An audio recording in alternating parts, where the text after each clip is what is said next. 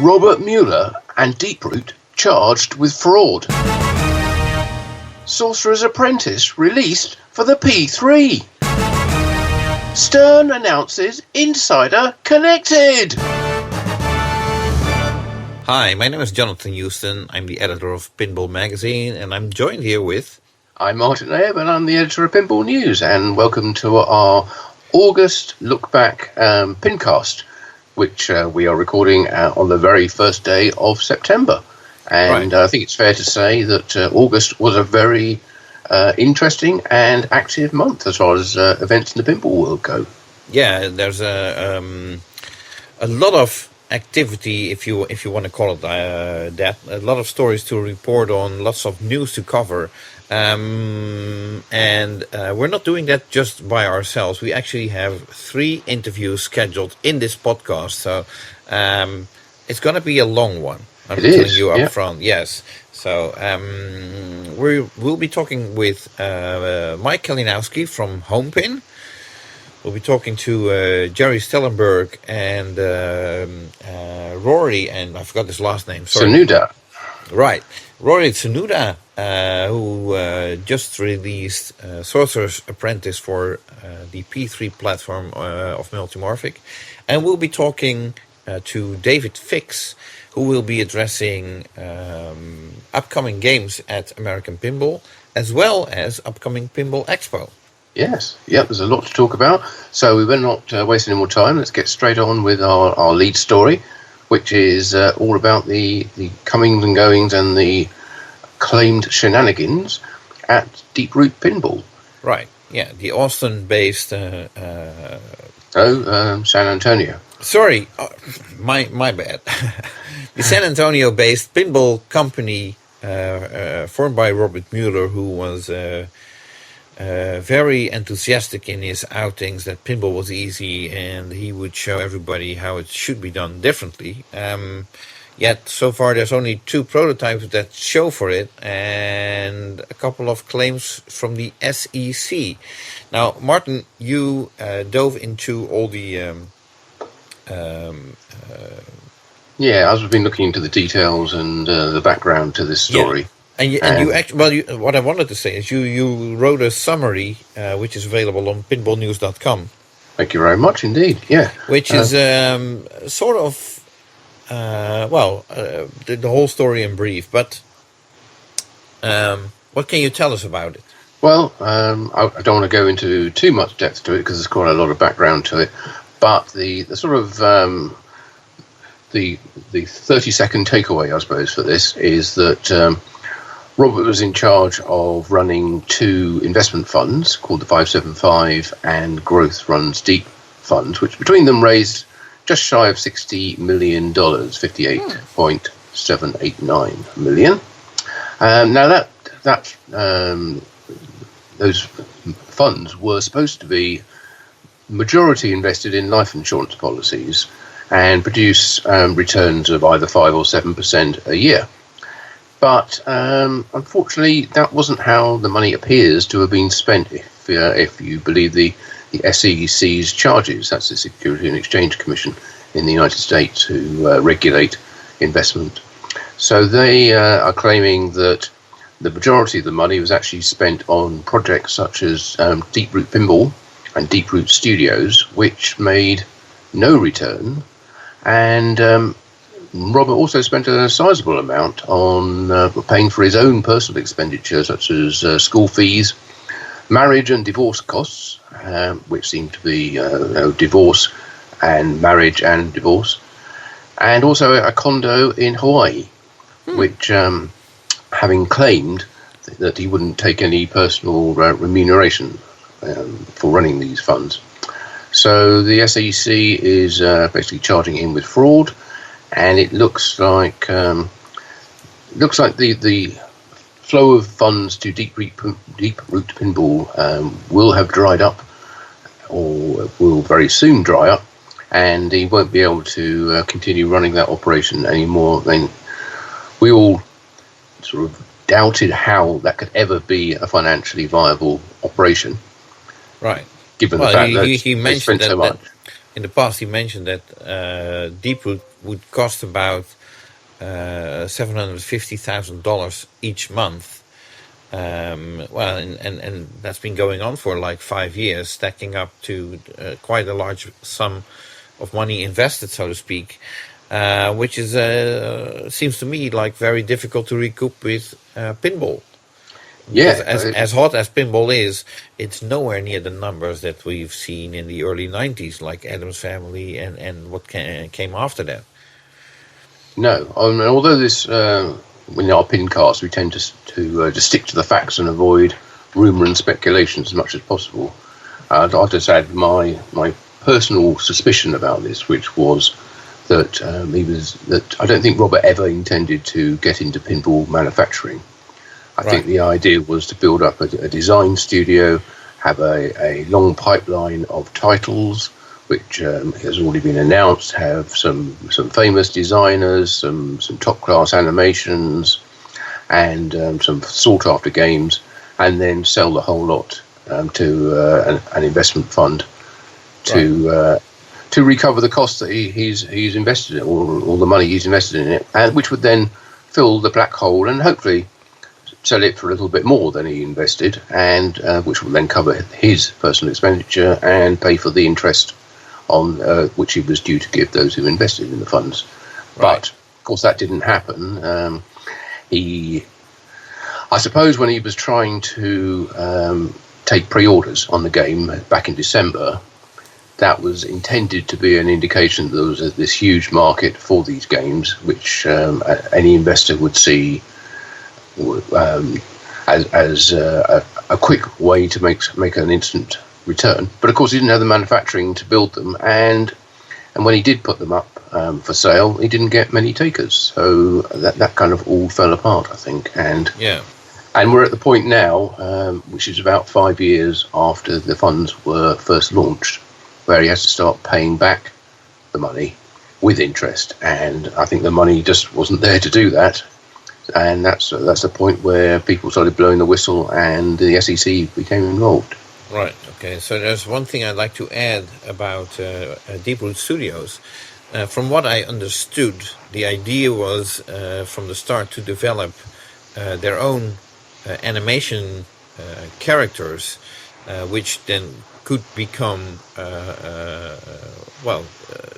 could become stars in animated TV shows and such, which could be sold to or licensed to networks like Netflix or HBO or any other big TV network, maybe Disney even. But obviously, owning that content, let's say that there would be a comic TV animation series called, I'm just making this up, The Crankers, I don't know. That would, once a network would air The Crankers and it would become popular, Robert would of course be the first to have all content available for such a pinball machine or a video game or what have you. And that way he could benefit from creating his own content. That was, as far as I understood it, the intent of Deeproot Studios. But then again, Deeproot Studios kind of fell apart after a couple of years. And, well, I suppose that was the beginning of the end. Well, I think you're right. You are right in that's what Robert claimed he intended for Deeproot Studios. But of course, developing characters and building a fan base and making them popular is a long-term project. And even if you start releasing clips online, which obviously takes a big team to do, it's going to take years before they actually become mainstream, and that's when the money starts coming in. And then of course you get the residuals and the repeat fees, and as I always say, as soon as you make any content, that content is licensable for life, really, from that point onwards. So that's why we're seeing, Spooky are going back to the Halloween movie, and how old is that? But it's still bringing in money for the studio who own the rights to it. Right. So it's not a quick fix. It's not going to pay back the kind of money that was invested in it in the short term, just like the pinball is never going to do that. You have to sell a lot of T-shirts to make 60 million, I suppose. Yeah, so that unfortunately probably means that that Deep Root Pinball will be liquidated. The assets will be sold off. And we already seen pictures from the I was going to say the factory, but the studio is probably a better description of it, where the games were being designed, because they certainly weren't being manufactured. And it looks pretty empty and looks sort of a fairly sorry sight, to be honest. It's we also heard, haven't we, that that various personnel from there have been touting their resumes around other parts of the pinball industry. Right. So although nobody has really come out, nobody who worked there has really come out and just said, it was terrible, or we always thought it was a scam, or we never thought it was a scam, or it was like this to work with, and it's definitely done and dusted, and I'm out of there, or I've been made redundant or laid off or whatever. We haven't heard anything. No, I reached out to several Deep Root employees who wish to remain anonymous, and which I will respect, as that's the professional thing to do. But basically, they don't know anything, in the sense that they have no idea what the status of the company is, whether they are, whether the company is still in existence, or what they are supposed to do. There's a couple of people working remotely that apparently have no access anymore to the internal network. What everybody is using, all employees are using to communicate with each other, and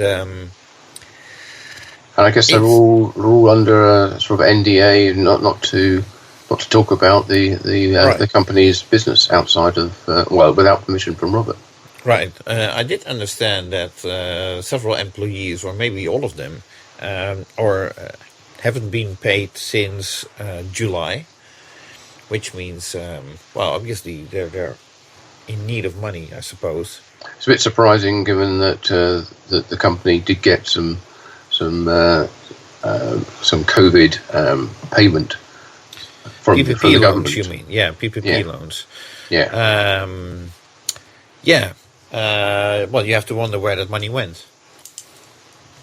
Yeah, well, that's all we can do, unfortunately, because we have absolutely no idea. But I dare say this will come out in the disclosure for the case.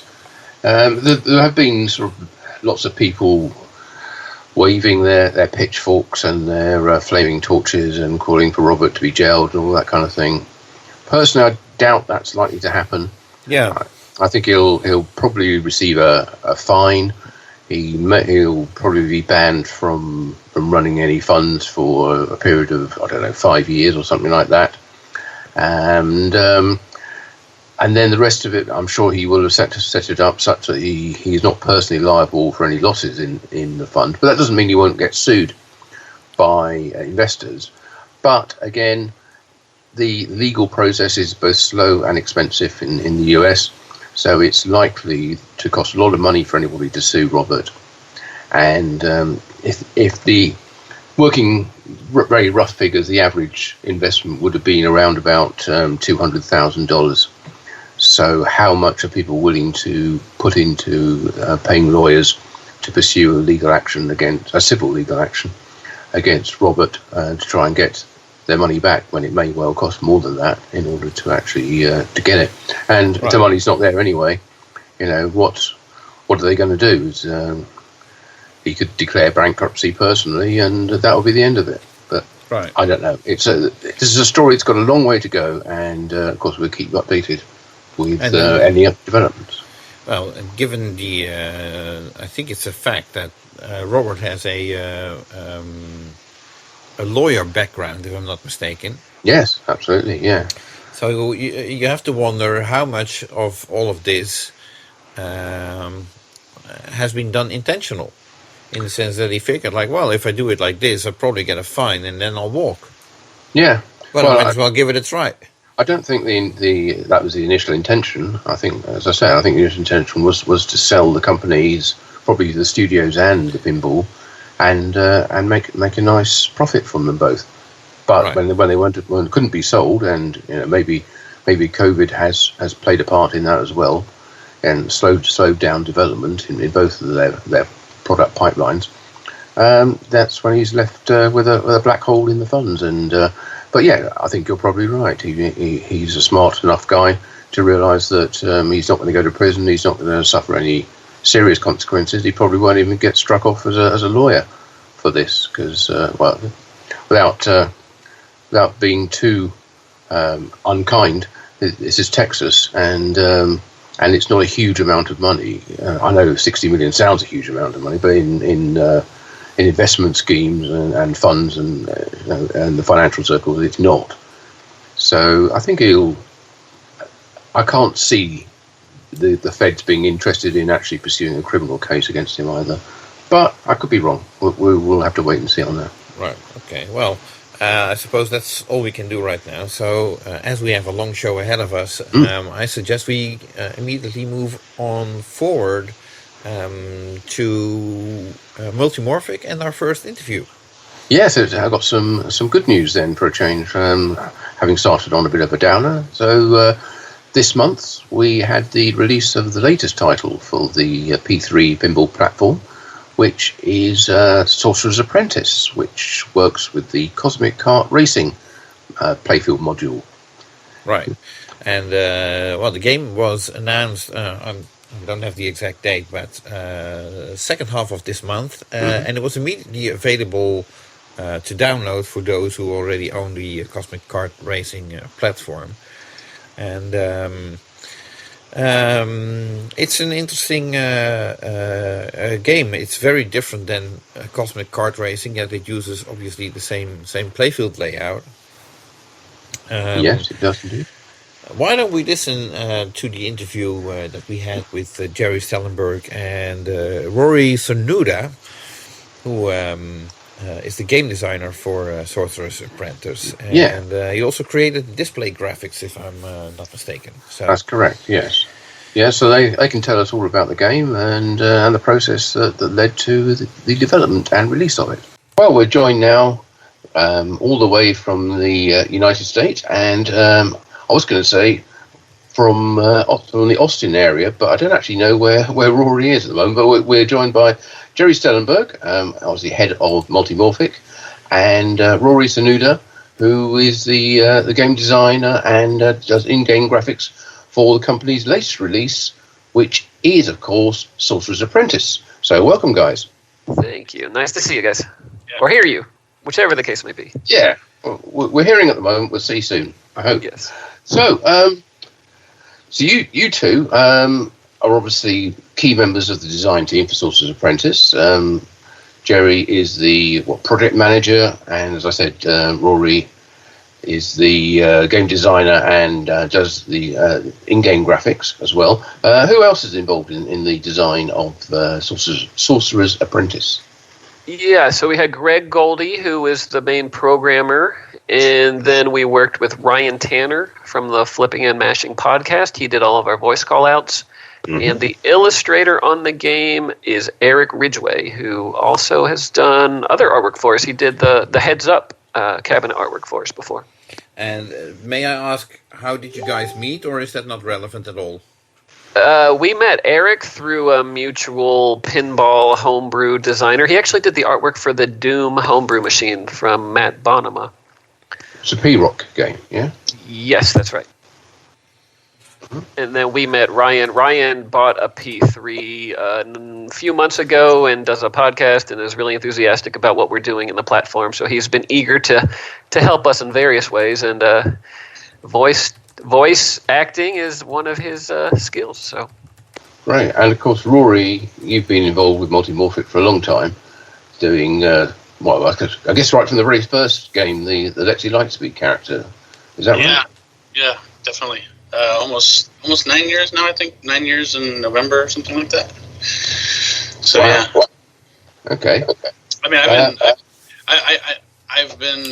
mean, I got sold on it. Basically, the first time I saw it, just because I had the screen in there, and I was always like into video games and stuff. But this is definitely more than just a video game machine.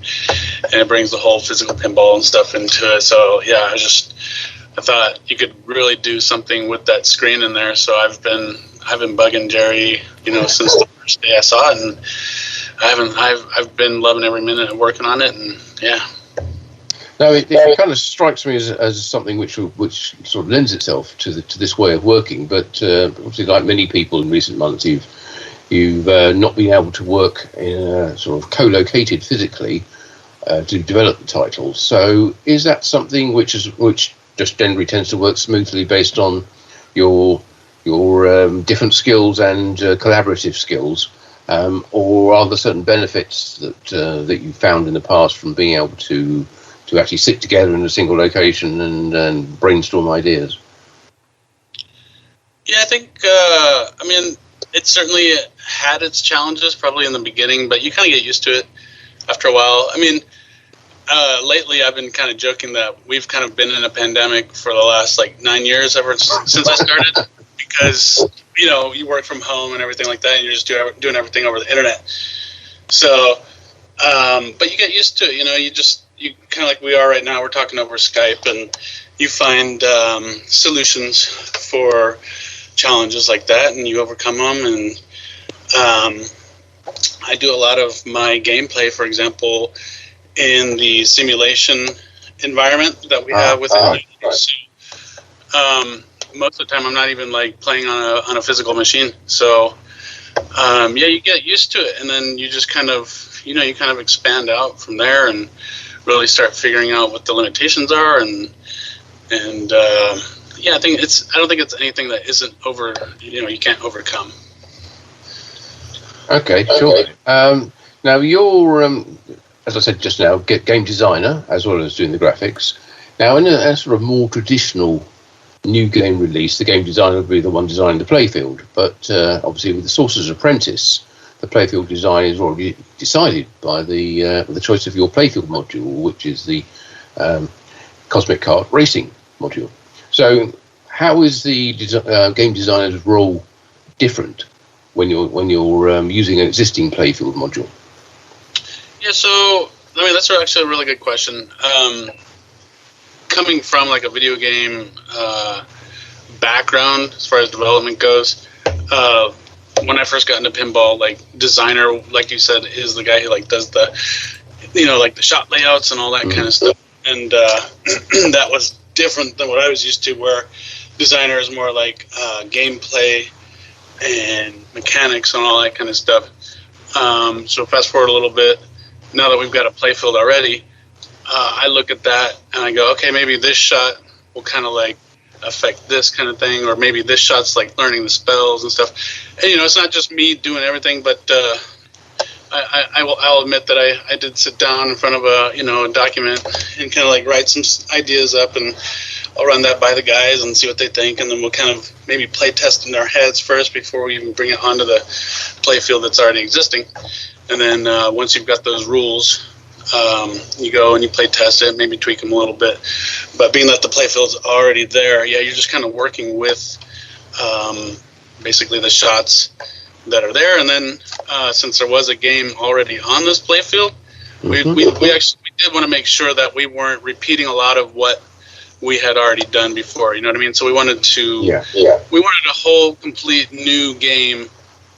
We wanted the feeling of a new game. We wanted the look of a new game. And I think the Cosmic Kart Racing upper playfield really lended itself really well to that. Okay. So why a sorcery theme then? Where did that come from? Who came up with that? And from that, what does that give you as far as what the player's role would be and what kind of objectives they would have to achieve during the gameplay? Well, I know Jerry. Well, he wants to give me credit for saying that I came up with the whole idea for Magic, but we had a discussion. It was before we even started this. He had mentioned something about he wanted to see something magical, something with some really cool effects and stuff like that. Something that we could make look impressive. And I guess I ran with that. So it was a very loose definition of what he wanted to see. And because the CCR upper playfield isn't it's not like very specifically defined as far as like, it doesn't have like the spaceships flying around on the artwork there, so it has that like celestial feel. So really, that combined with the magical aspect, really it worked well together. So running with that, I do have, I guess partially I have bugged Jerry. I was like, hey, what do you think about like a role-playing game or something like that on the P3, like maybe like even like an MMO. This was like a long time ago, but we've kind of like tried to stick with like, a certain set of what we wanted to do, and this was a chance to explore at least partially some of what I had been bugging Jerry about. So I took what he asked for and kind of applied my own like personal wants and experiences into this, and that's what we came up with. And we also wanted something a little less traditional than the usual Magic game, which would be like more medieval fantasy. So we kind of put a twist on it and did more of like a Persian kind of theme, I guess you could say. Right. So you travel through different environments, and such as perhaps you can tell us which environments you do travel through, and what the aim is while you're there. Yeah, sure. Let's see. Well, you start off in the workshop, which is like, if you're an apprentice, you're working for the sorcerer kind of thing. It's kind of like where you would find yourself when you begin your apprenticeship. So there, basically, you're tasked with what would be considered like doing kind of chores around the workshop, which is you want to light some fires, or I think we originally called them candles. So you light the candles around the play field, which lights your shots up, and basically when you've lit the correct shot that reveals the fire, you're offered the ability to learn the fire spell. So basically you kind of do that through all the environments, right? You go through, you complete certain tasks, and at one point or another you basically learn a spell within that environment, and spells will give you the ability to reveal other things like keys, for example, when the keys allow you to unlock chests that contain items in them that boost your power, and eventually going through. So there's the workshop, we have the so that's fire spell, there's the bazaar. I think we did ice spell in there because I think the original thinking was like, there might be like food stuff or something like that, so they'd be keeping stuff cool in there. So that just, I don't know, it made the most sense to put it in there. Let's see what else we've got. The dunes, which is the lightning spell. Yes. And I think that lightning spell came from like sandstorms, storming kind of thing going on out there. And then there's the oasis, and I guess because oasis would be like the kind of like a shelter out in the dunes, we put the shield spell out there. So in a way, each spell kind of like, in a way, does kind of represent like at least a part or a characteristic of the environment, around each part of the world. And then eventually, you kind of go through there, learn all the spells, and then you make your way to the final battle with the sorcerer. So would it?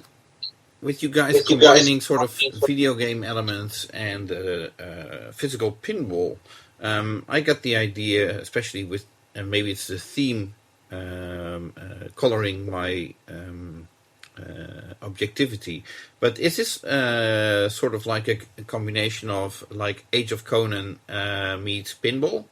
That type of video gameplay, but then combined into pinball, or am I way off? Let me take that one. This game is very much still physical pinball. Rory's kind of environmental concepts draw in some aspects of what we would call video games. The fact that you have to learn spells, the fact that you have to use separate buttons to select the spell, you have to manage your health.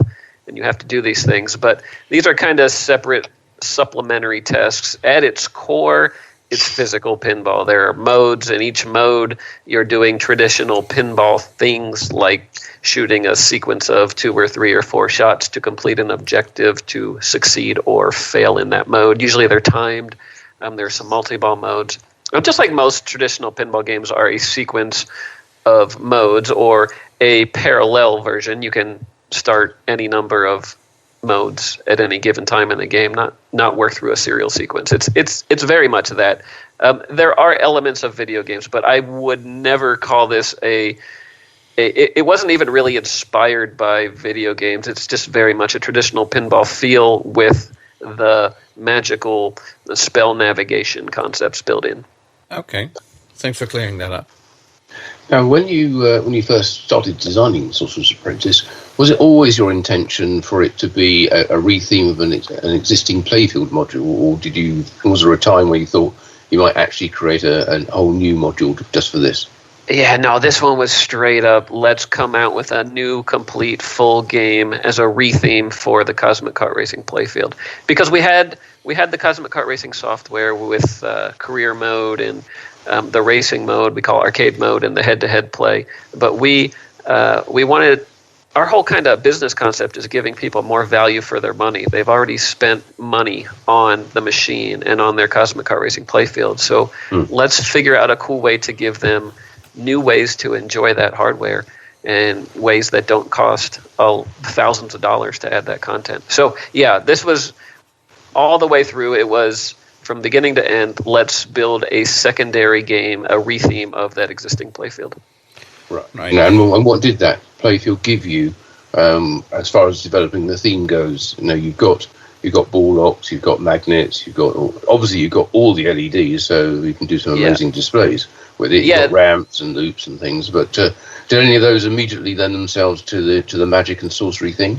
Yeah, so my objective, what I challenged Rory with, was simply take those features you just listed. The primary one that I think drove a lot of the conversation, or the primary two, were the magnets, because we can manipulate the ball in ways that look like magic, and we can take those 900 individually addressable lighting elements and do really cool colored effects all over the playfield, which Rory interpreted as a neat way to show off magic and spells and those kind of things. So those two features kind of drove the whole decision making. Absolutely. Okay. Right. Cosmic Kart Racing was the first game where you could connect with other P3 owners, players all around the world, play simultaneously on various or multiple games at the same time. Is that connectivity also applied to Sorcerer's Apprentice?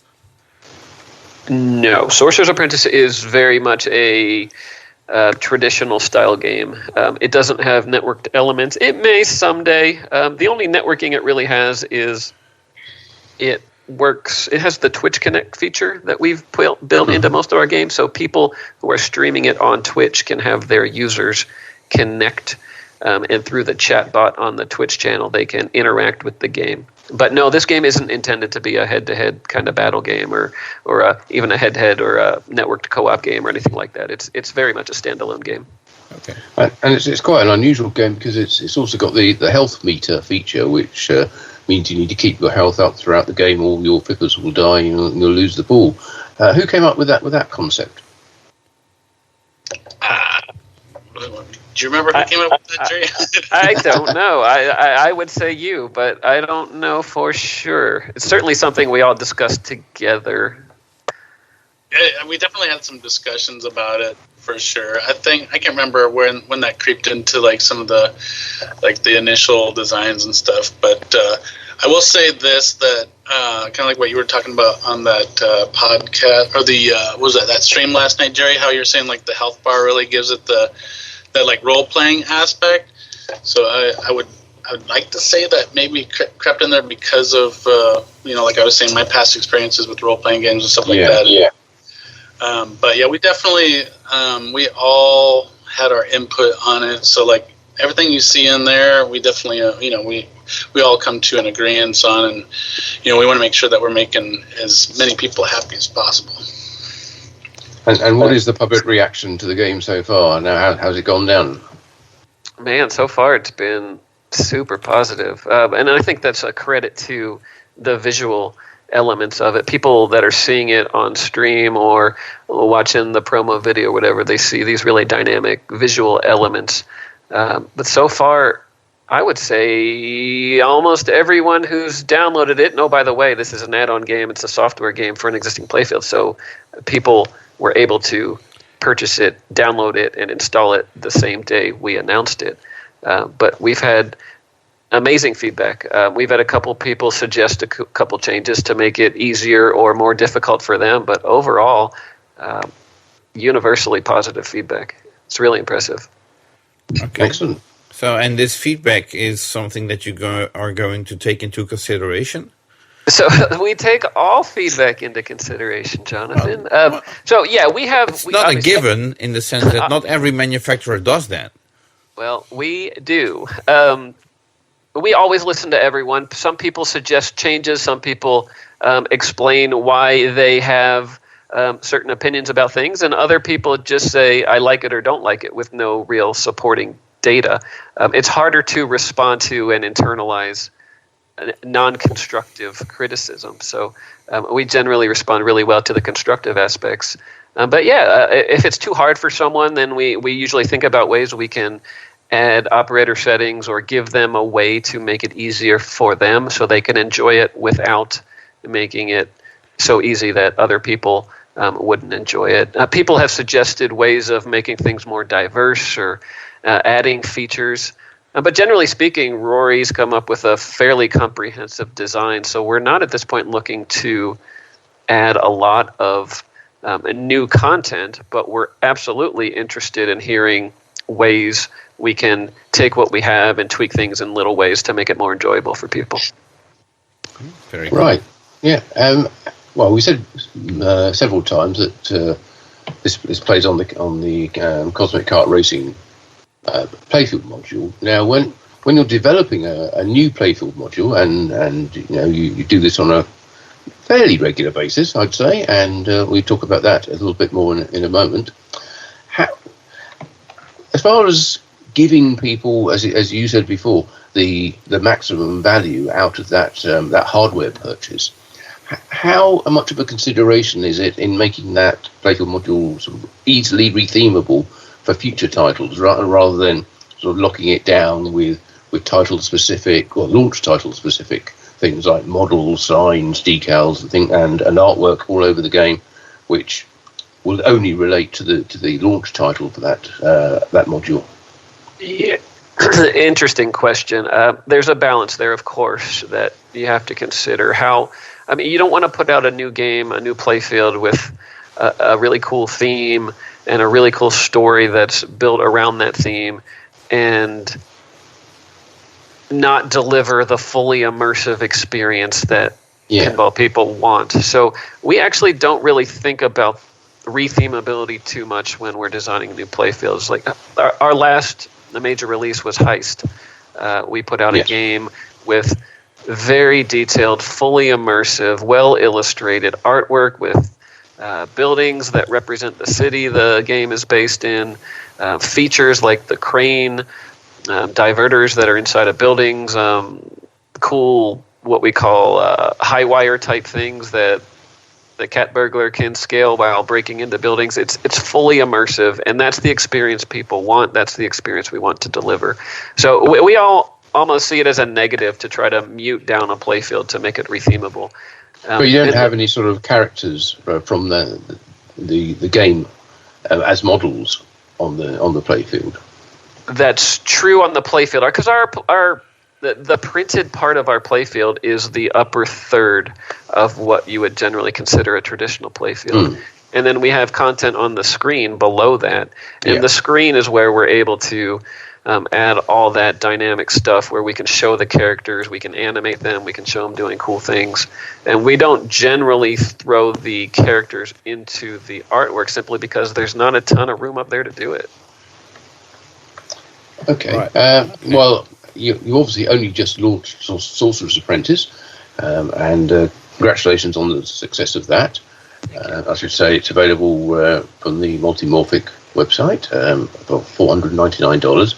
But we also know that you've got your first licensed title coming up, and I guess you're going to be rather restricted in what you can say about that, being as you want to focus on Sorcerer's Apprentice at the moment. But are you able to pin down when that will be revealed, and also, can you tell us whether that will have its own playfield module? So I can tell you for sure it will have its own playfield module, and it's amazing. There's lots of really cool stuff on it. What I can't tell you yet is an approximate release date, simply because there are approvals involved and a licensor who has to make sure we're representing the brand and everything else to their requirements. But as soon as it's ready, as soon as the approvals are there, as soon as we're ready to, as soon as we have production-looking playfields that we can take promo pictures and videos of, we'll be showing it. But unfortunately, I can't tell you exactly when that's going to be. Okay, fine. I can tell you we're extremely excited about it. Well, there's a lot of people on our team that are huge fans of the property, and basically I would call them super fans. We have a team of super fans of this property, so we're putting pretty much everything we can into this game to make it something special. So maybe you'd like to try and work out for yourself what that theme might be, and speculate wildly like everybody else does.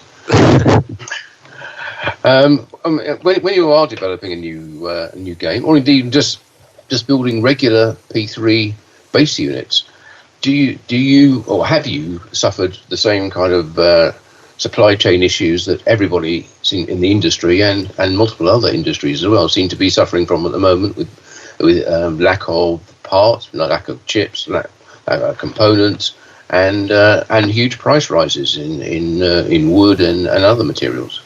Yes and no. There's been a lot of fallout from the pandemic, so the shutdowns caused a lot of things to basically get behind.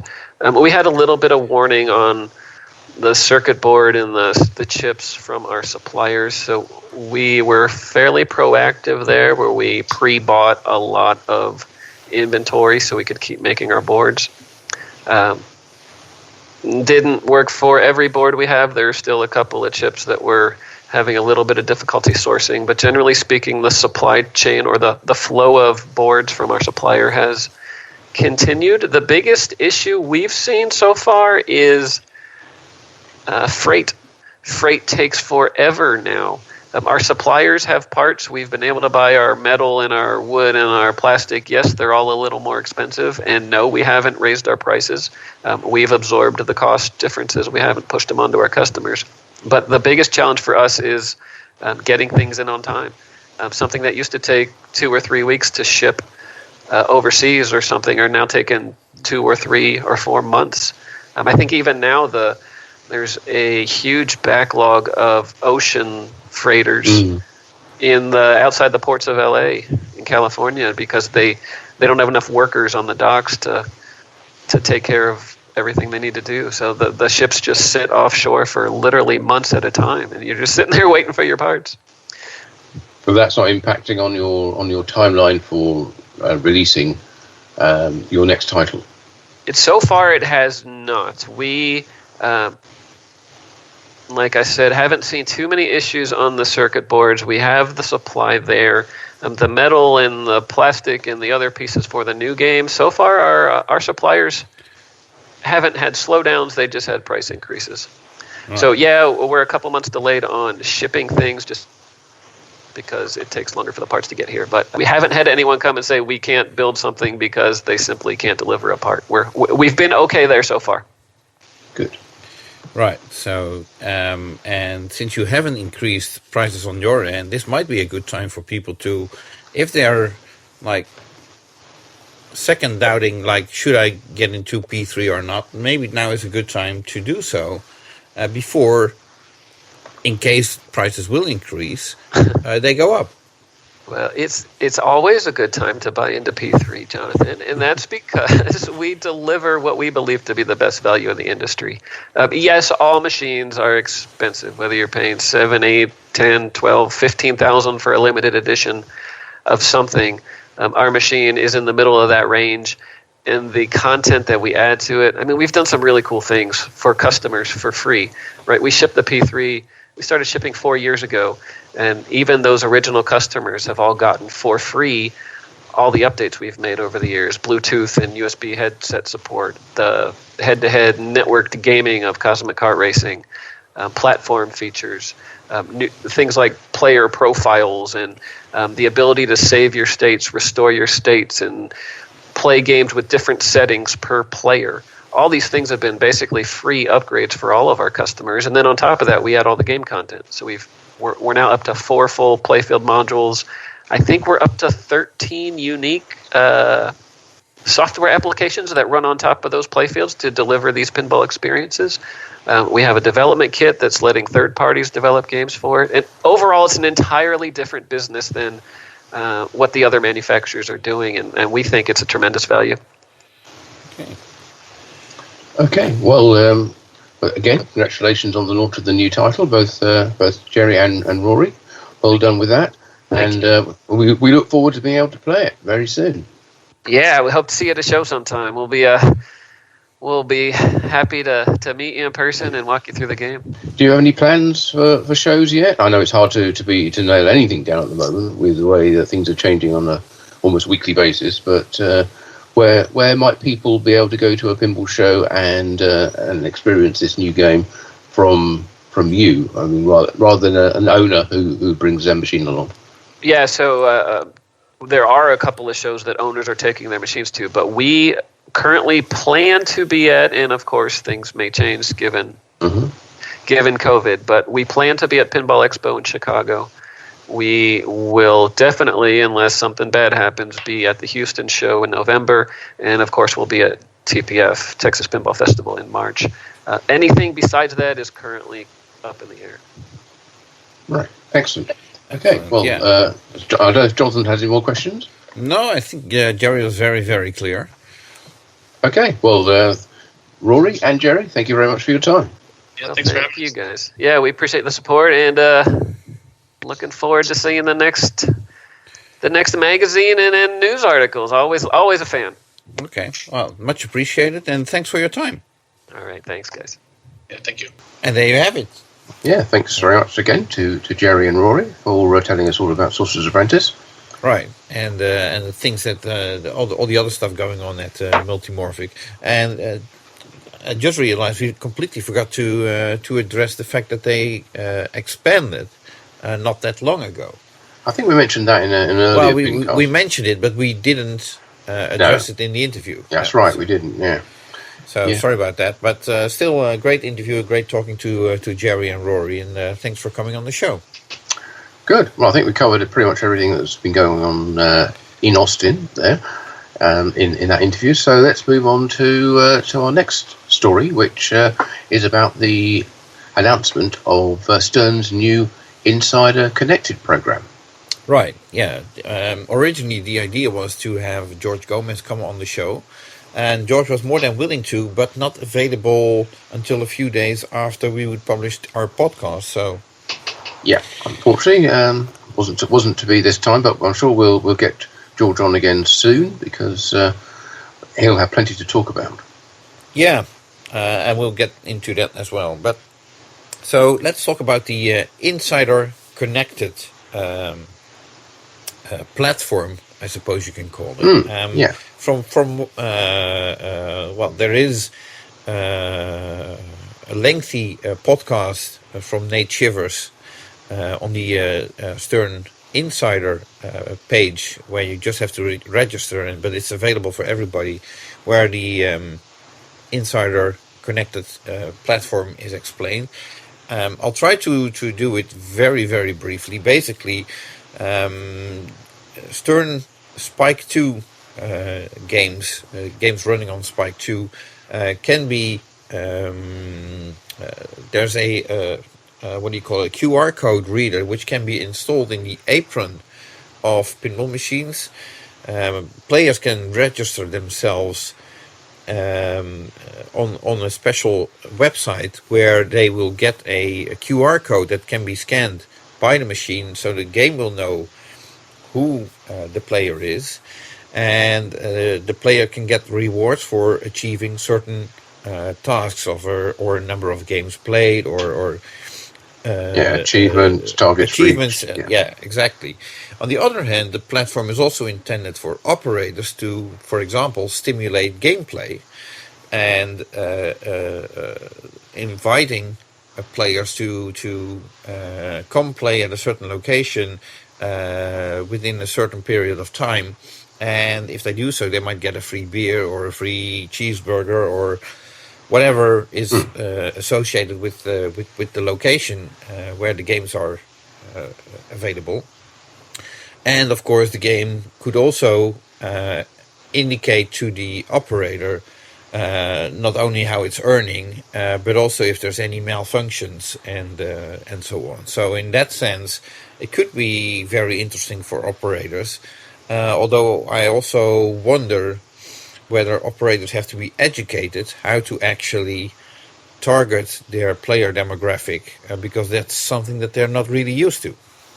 Yeah, it depends on how big an operator they are. If they're part of a big operation, then they've probably got people who already work on this kind of thing. But if somebody who operates a few sites, that's an awful lot of information, and it involves a lot of it could involve a lot of marketing as well to try and to set up promotions such as you described.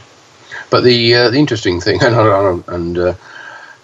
I'm always getting back to a Gary Sternism here, but this is almost like a three-legged stool, because the players get the information about their achievements, their previous games, and their history and promotions that are upcoming. The operators get information about the operation of their game, feedback on the usage and earnings and error reports, and the other leg. Where a load of data goes to is indeed, Stern Pinball themselves. They get a huge amount of data about from all these machines about who's playing them, where they're playing, what achievements they're making, how much money they're spending, and also obviously how the games are holding up as well. So if that information, if there are error reports that go into the operators, they're going to Stern as well, so they will know. So it should actually allow them to enhance their future games and maybe software for current games. If they find that, for instance, they have this super wizard mode and only 0.001% of players are ever getting there, maybe they need to go and address that and make it more achievable. Right. Well, it's interesting, and I highly recommend checking out the George Gomez interview on the Stern Insider website. As George is much to his own surprise, as you may recall, his last game that he designed for Stern Pinball was Deadpool. And that game sort of had to be rushed. So they didn't make it that complicated, and it turns out to be one of the most appreciated titles that George ever did, which is kind of interesting because the focus seemed to be at Stern that all the games have to be deep, and then there's one game that's not, and it turns out to be very popular. Well, I've said this before, and I'll say it again, that the feedback I'm getting from players, wherever they're playing the latest games, is that they're all far too complicated.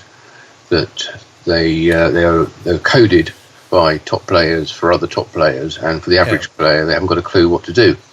Right. So I think that's not entirely surprising. Although when you produce a simpler game, often like I'd say the Munsters is a good example, that tends to get slated as being far too simple and not having enough rules. Yeah, I don't think Deadpool got slated as such. No, I don't think it did. So it's maybe it's a mixture of things. But interesting talking about George Gomez games, and George talking about, of course, the QR code reader that the Spike 2 games can now have. Spike 2 games, of course, being the ones that have the LCD displays. So one previous to that would have been Spike 1 systems. But yes, because George is not unfamiliar with the use of QR codes in games, because we brought out Transformers. Right. It was absolutely plastered with QR codes, left, right, and centre. There were like 4 of them on the back glass, and about half a dozen all around the playfield, all linked to various pages on the, I think it's Transformers-Pinball.com website, where people could learn things about how to play the game and get more information. I checked that out not that long ago, and that website wasn't active anymore. So there's a lot of QR codes on those games that don't link anywhere now, so it's kind of a shame. But I don't think that's going to be the case with the Insider Connected thing, because it's. But there are a lot of sort of unanswered questions at the moment, because the system isn't live yet, and it's coming. It's not all going to arrive in one big lump either. There's going to be they're the player part. Building it up slowly. Yeah, but when you take your phone and you scan the QR code on the machine, you are or you log in, I should say. You log in. Well, the QR code on the machine. There is a QR code on the machine which takes you, I think, to the Stern Insider website, Insider Connected website, which also doesn't exist yet, or isn't made public. And you'll be able to register if you haven't already registered, or log in. And then you'll get a QR code shown on your phone, which you can then show to the reader on the machine. But once you've got that, once you've registered and got that image, you can keep that image. You don't need to keep logging in, because that image is associated with you personally. So you can print it out. You could take a snapshot of it on your phone. But the obvious thing I thought that you would do is you would have a Stern app on your phone, which you just call up, and it immediately shows the QR code. And it could be, with a fingerprint or a facial recognition password, if you wanted to do that. But it's not something that's got any monetary value.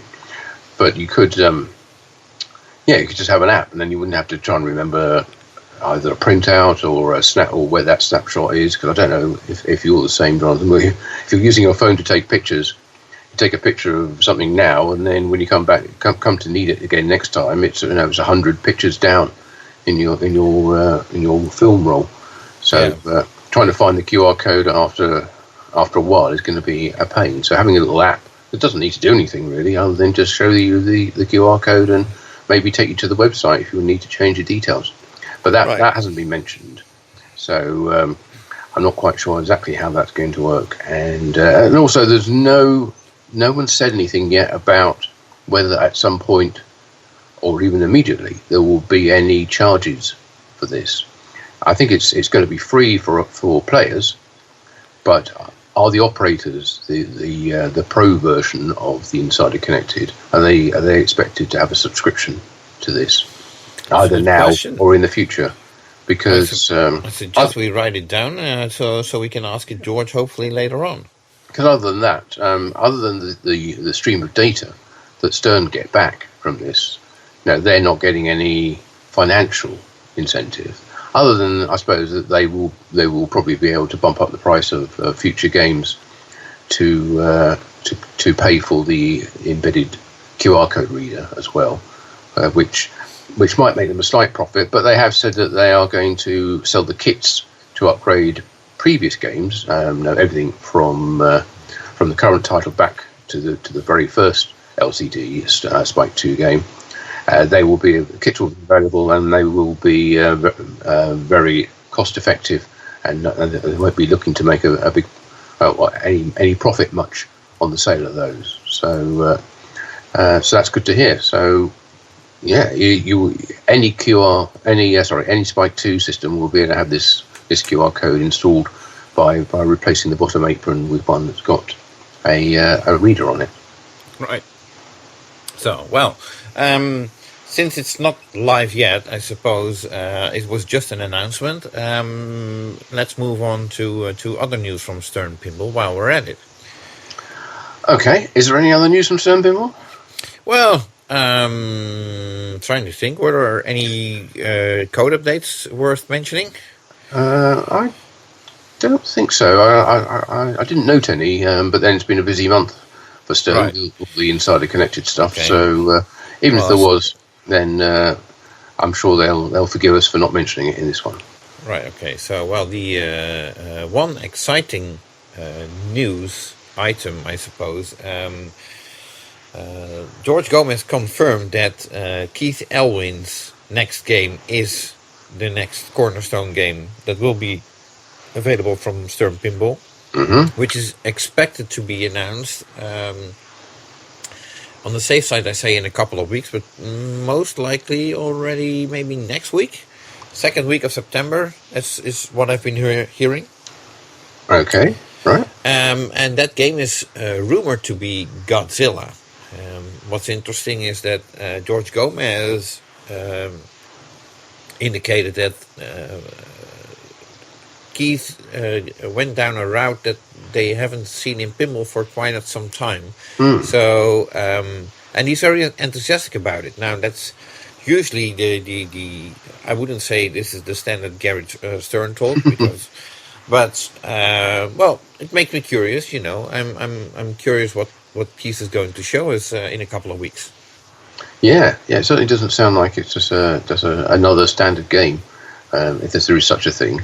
But it's going to be have some radical elements to it anyway, and so we will no doubt be covering that in our look back on the events of September, the start of October. Right. So personally, I was expecting a John Borg game to come out, but apparently Keith is quicker. Wow. Well, John's pretty quick as well, so Keith must be lightning fast. But I expect we are expecting to see a price increase, I think, on this title, and which is kind of understandable, as it will have the insider connected QR code reader installed. But as we have heard and will hear, there's a general increase in all prices and supply shortages as well, which is something which George also addresses in his interview with Nate.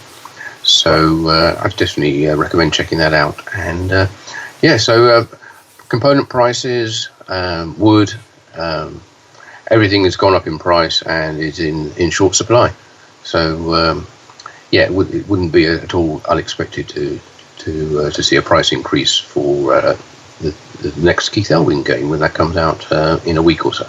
Okay, so now speaking of announcements of new games, I think that's a very nice bridge crossing over to Homepin in Taiwan. It's a long bridge, yes.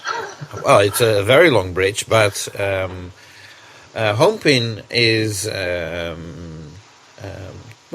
they were supposed to announce their upcoming license title in this coming month.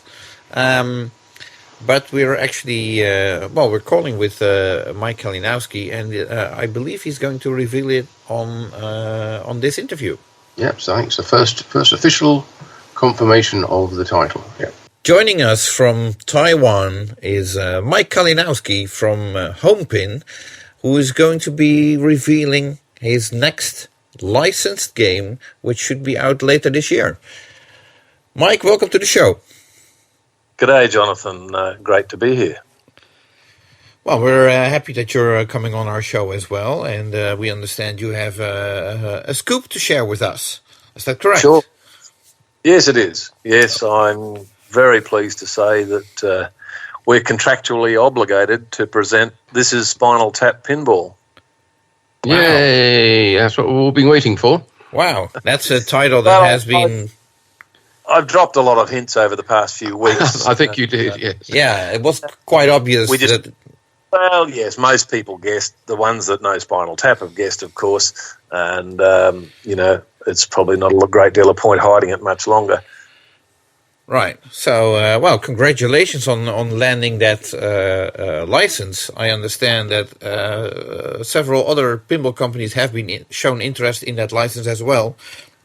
But it wasn't available at the time. No, that's right. There was a lot of legal wrangling going on, and they were Spinal Tap themselves. The actors were all held up in limbo with all sorts of legal actions all over the place, and it was a complete mess, which is why probably nobody else probably wanted to touch it. It took quite some wangling to sort it out, but we got there in the end. Yes, as I understand it, there was a point, a very sort of fine line when the license became available, where the various parties had settled their differences, and it was then available, and you were right on the ball there and got straight in and grabbed that. Well, we're very lucky because, I guess it's a case of being at the right place at the right time, partially, and being a little bit, staying on the money and keeping on with a few themes that we've had our eyes on for quite some time, and we don't let up on them. And something a lot of people may not understand is that organising a licence, not only is it complicated, it takes a very long time, and it's complex. It's haggling backwards and forwards. It involves money and effort, and these things can take potentially years. Not that this one did, but it did take some considerable time. And it isn't just the Spinal Tap license. There's all sorts of other stuff that have to go with that. I mean, we've also got a license from Marshall Amplification, England, to use their logo on our machine and in our visual section of the machine as well, and from Mapex drums. Mapex, which is a brand of drum I'd never heard of previously, and they were used extensively by Spinal Tap, mostly on their live performances. But we felt it was important to include that in the game. So, as it turned out, something I was never aware of, that Mapex drums are actually manufactured in Taiwan. And, right. Mapex belongs to a company called KHS Musical Instruments Company Limited right here in Taiwan. So we didn't have too much trouble nailing them and getting a license from them to use their logo either. Oh, sure. Wow. Now getting the license, the Spinal Tap, or this is Spinal Tap Pinball. Yes. That's just the name. But what else do you get? As we've seen with plenty of other licenses in the past, there's the music, there's the likenesses, there's the call-outs, there's a whole bunch of assets that you need in order to fully encompass the theme within the game. What did you get with your Spinal Tap license? Yeah, sure. Our license is actually for anything to do with the actual movie. This is Spinal Tap. It's not, we can't use anything from the prelude that they showed, the introduction movie they showed, which was, I think, a 15-minute one prior to that being released, and there was a follow-up one that was released a few years later. We don't have access to those ones. We've only got access to This is Spinal Tap and anything within that movie. Any audio, any themes, any concepts is 100% to us, which brings, you mentioned music. That's a further different problem to the licensing as well. You've got music companies to deal with to get licenses for the movie, because Spinal Tap don't own, that's not quite true. Spinal Tap owns some of the rights to some of the music in some countries. So that part of it's dealt with. But then for other countries, and because we aim to sell worldwide, and our license for selling this pinball is worldwide, we need to obviously make sure that the license that we secured for the music is worldwide. And the problem then becomes who owns this for this country and that country and whatever. And then there's the performance rights. So that's a different company again. You can have the rights to use the music, but then you have to have the rights from a different company to put that music in a public machine, like a pinball machine that could potentially be played in a pub or club or whatever. Right. Yes. As I said, the licensing is far more complex than it might seem on the surface. So did you get everything you wanted out of that? Pretty much, yes. There's a few little gaps that we've had to fill, but that's all right. We've got pretty much everything we need, and we're very, very comfortable. We're still doing some final tweaks. That's that's just what happens. But as with Thunderbirds, it's going to be tweaked, to 99% when we release it. I'm not interested in sending a machine out that needs a code update every 4 weeks. That's not going to happen. Right. So obviously you can. You're probably likely to use voice calls from the movie because you are entitled to do so. Will there also be custom voice calls by members from the band? I can't say that yet. we're still negotiating on a couple of points. Remember, I'm announcing this a little bit early because we're a few weeks away from the actual announcement date. So there's a few little tidy-up things that we're still working on, and I can't quite comment on that just yet. Sorry. Okay. Oh, that's Can you sort of tell us what kind of mechanisms we might see in the game? What the key iconic moments that are all icons that are captured within the on the playfield itself, or in modes or software? Yeah, sure. As Spinal Tap fans will know, exploding drummer is quite obviously, or spontaneously combust drummer is pretty much a given. So that's obviously going to be in our machine. And another iconic part of the movie is where Nigel gets trapped in the pod, and so we've extended that to the pinball as well. So your ball will get trapped in a pod, and we've sort of taken on board the movie as it is, and we were wondering, our initial discussions some time back were wondering which direction to take with the game, and we decided, because our license basically revolved around the movie only, that was it, this is our license, we've decided to run the theme of the game through the movie. So you start at the beginning where you're in the 60s and playing Gimme Some Money, and you move through the game as the movie would progress. So that's the concept behind our theme and the game itself. Right, but it'll have sort of multiple paths, I assume. It won't just be sort of very linear transition from beginning to end.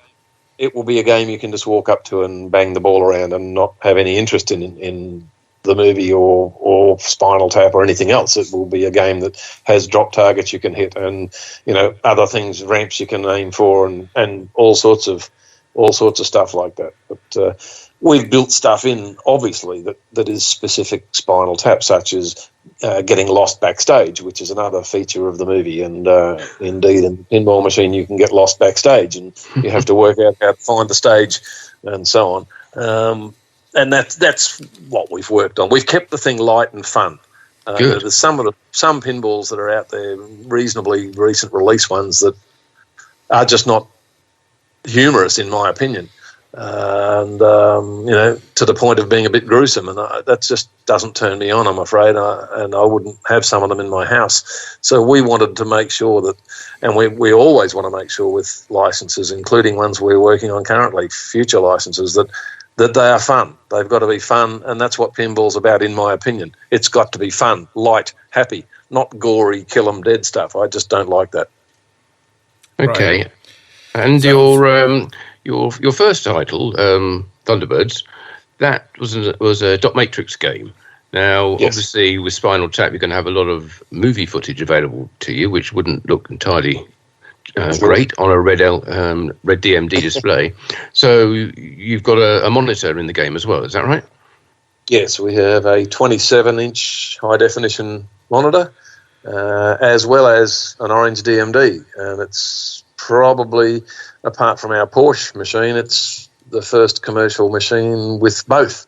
And basically what we've done is kept the DMD for credits and scoring and things like that, and some obviously DMD animations included as well. But the monitor itself can then show clips from the movie, for example, at appropriate moments in the game, and we're entitled to use anything, as I said earlier, from the movie. So we can chop bits out that apply to the part of the game you're playing currently on the screen. But I'm not a fan of screens. We've sort of been forced into a corner to include one because that's what people expect these days, in inverted commas. And I do take on board the fact that a screen certainly enhances spectators' view of the game as you're playing it yourself. But games I play that have got a monitor, I never look at the monitor. I rarely look at the DMD,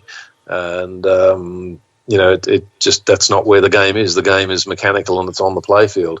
But I do see how the monitor can certainly enhance the whole situation for observers. There's no doubt. Right. Okay. Now, Spinal Tap, or This Is Spinal Tap, is a movie about a rock band.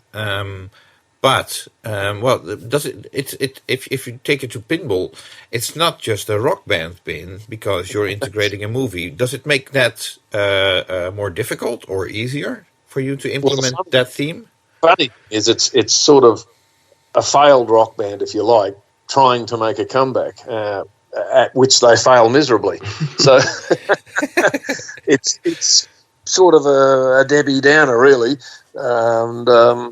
But the movie manages to be very humorous without being down and out and negative about things, and I think that's something that is the genius of the people that created it. I mean, they've managed to make a movie about something that you certainly wouldn't usually want to see a movie about. And I don't know. I'm not sure how to answer your question. Sorry. Okay, well, that's okay. Aside from designing and working on the design of this pinball machine with the team, any other activities you've been up to that you would like to share with us? Well, we've cemented our aftermarket boards situation. We've got 2 dedicated staff working on those boards now. That's pretty much a cemented ongoing business for us, which is great. And those dedicated staff, we can pull them off that job when needed, and they can assemble boards for TAP, for example. We still do all our boards, and we'll continue to do all our boards in-house, so we can keep tabs on all that. All of our boards for TAP are new, and they're all, with the exception of a handful of components, they're all through hole again, so that any servicing needed is very simple and easy to do. And I know there'll be people out there that say it's easy to work on surface mount. Well, sure, yes, it is for many people, including us. We're quite conversant with surface mount stuff. We manufacture for some outside companies as well in surface mount. But for the average person repairing a pinball machine, replacing a blown transistor or something, they don't need to be mucking around with surface mount. And again, in my opinion and in my view as an electronic engineer, surface mount is basically throwaway, and that's not what we're trying to build.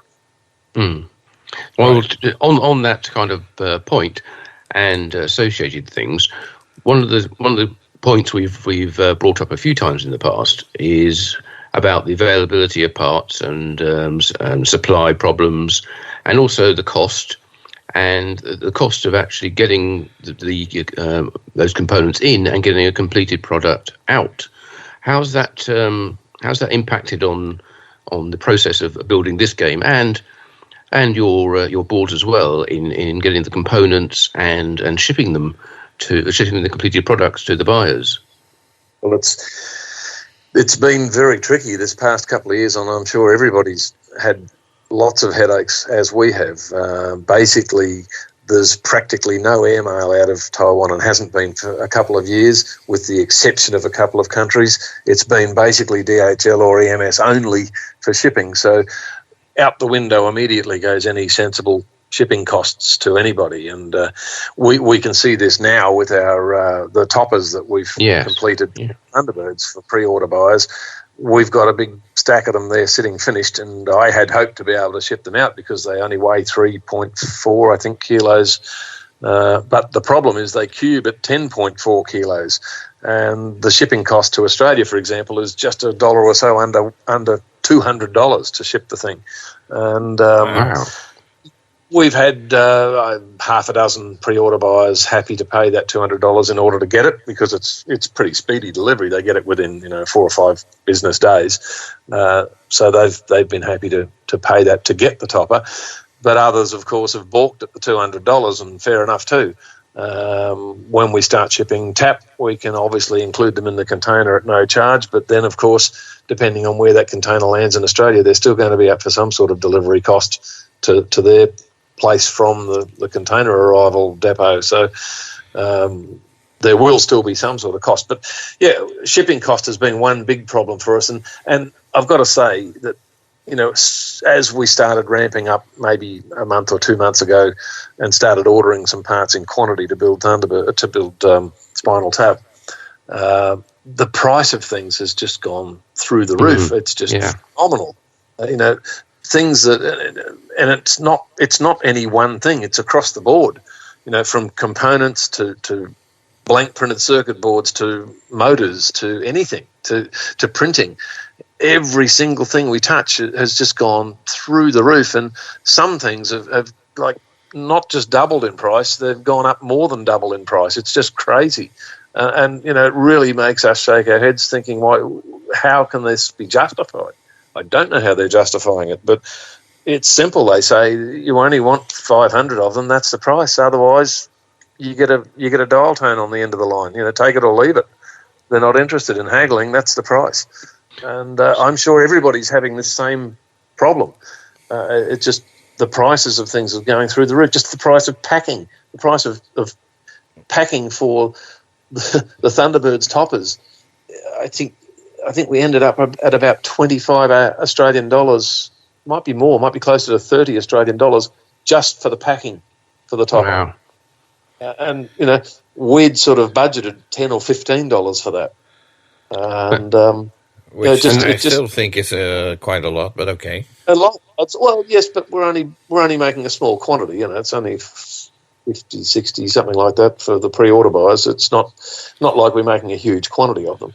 Right. And are all these things sourced locally, or do you have to import any of this? We source probably 80% of what we use in Taiwan, and we prefer locally made where we can. We prefer, again, as we did in China, we prefer to deal with small mum and pop businesses where possible.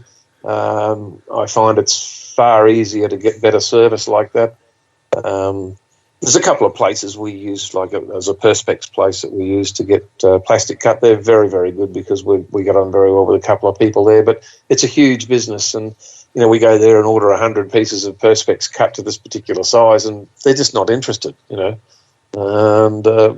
it's a quantity thing. This is the problem we've been battling with right from day one many years ago about the quantity problem making pinball machines.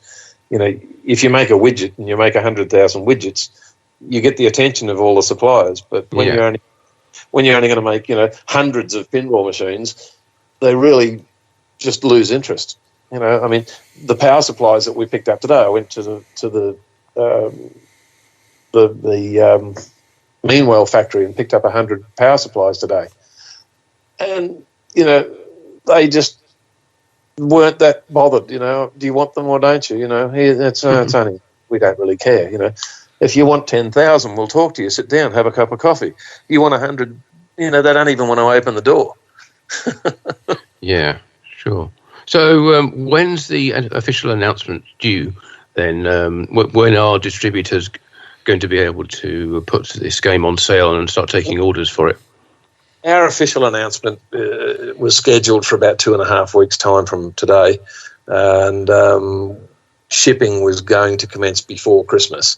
But again, costs on that. I sent a pallet to Canada, and the quote we originally got for sending that pallet about a year ago, I guess, and it was something like $250, $300 to send a pallet to Canada from Taiwan. When we eventually shipped it, it was $1,100. Wow!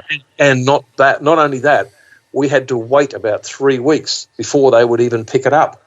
They just, they're so behind and so back. I'm being quoted now for containers to Europe. I'm being quoted, 2-3 months delivery time and $8,000 to $10,000 for a 20-foot container. It's just absolutely crazy. Yeah, and this is obviously going to reflect in the cost of the machine, I'm afraid.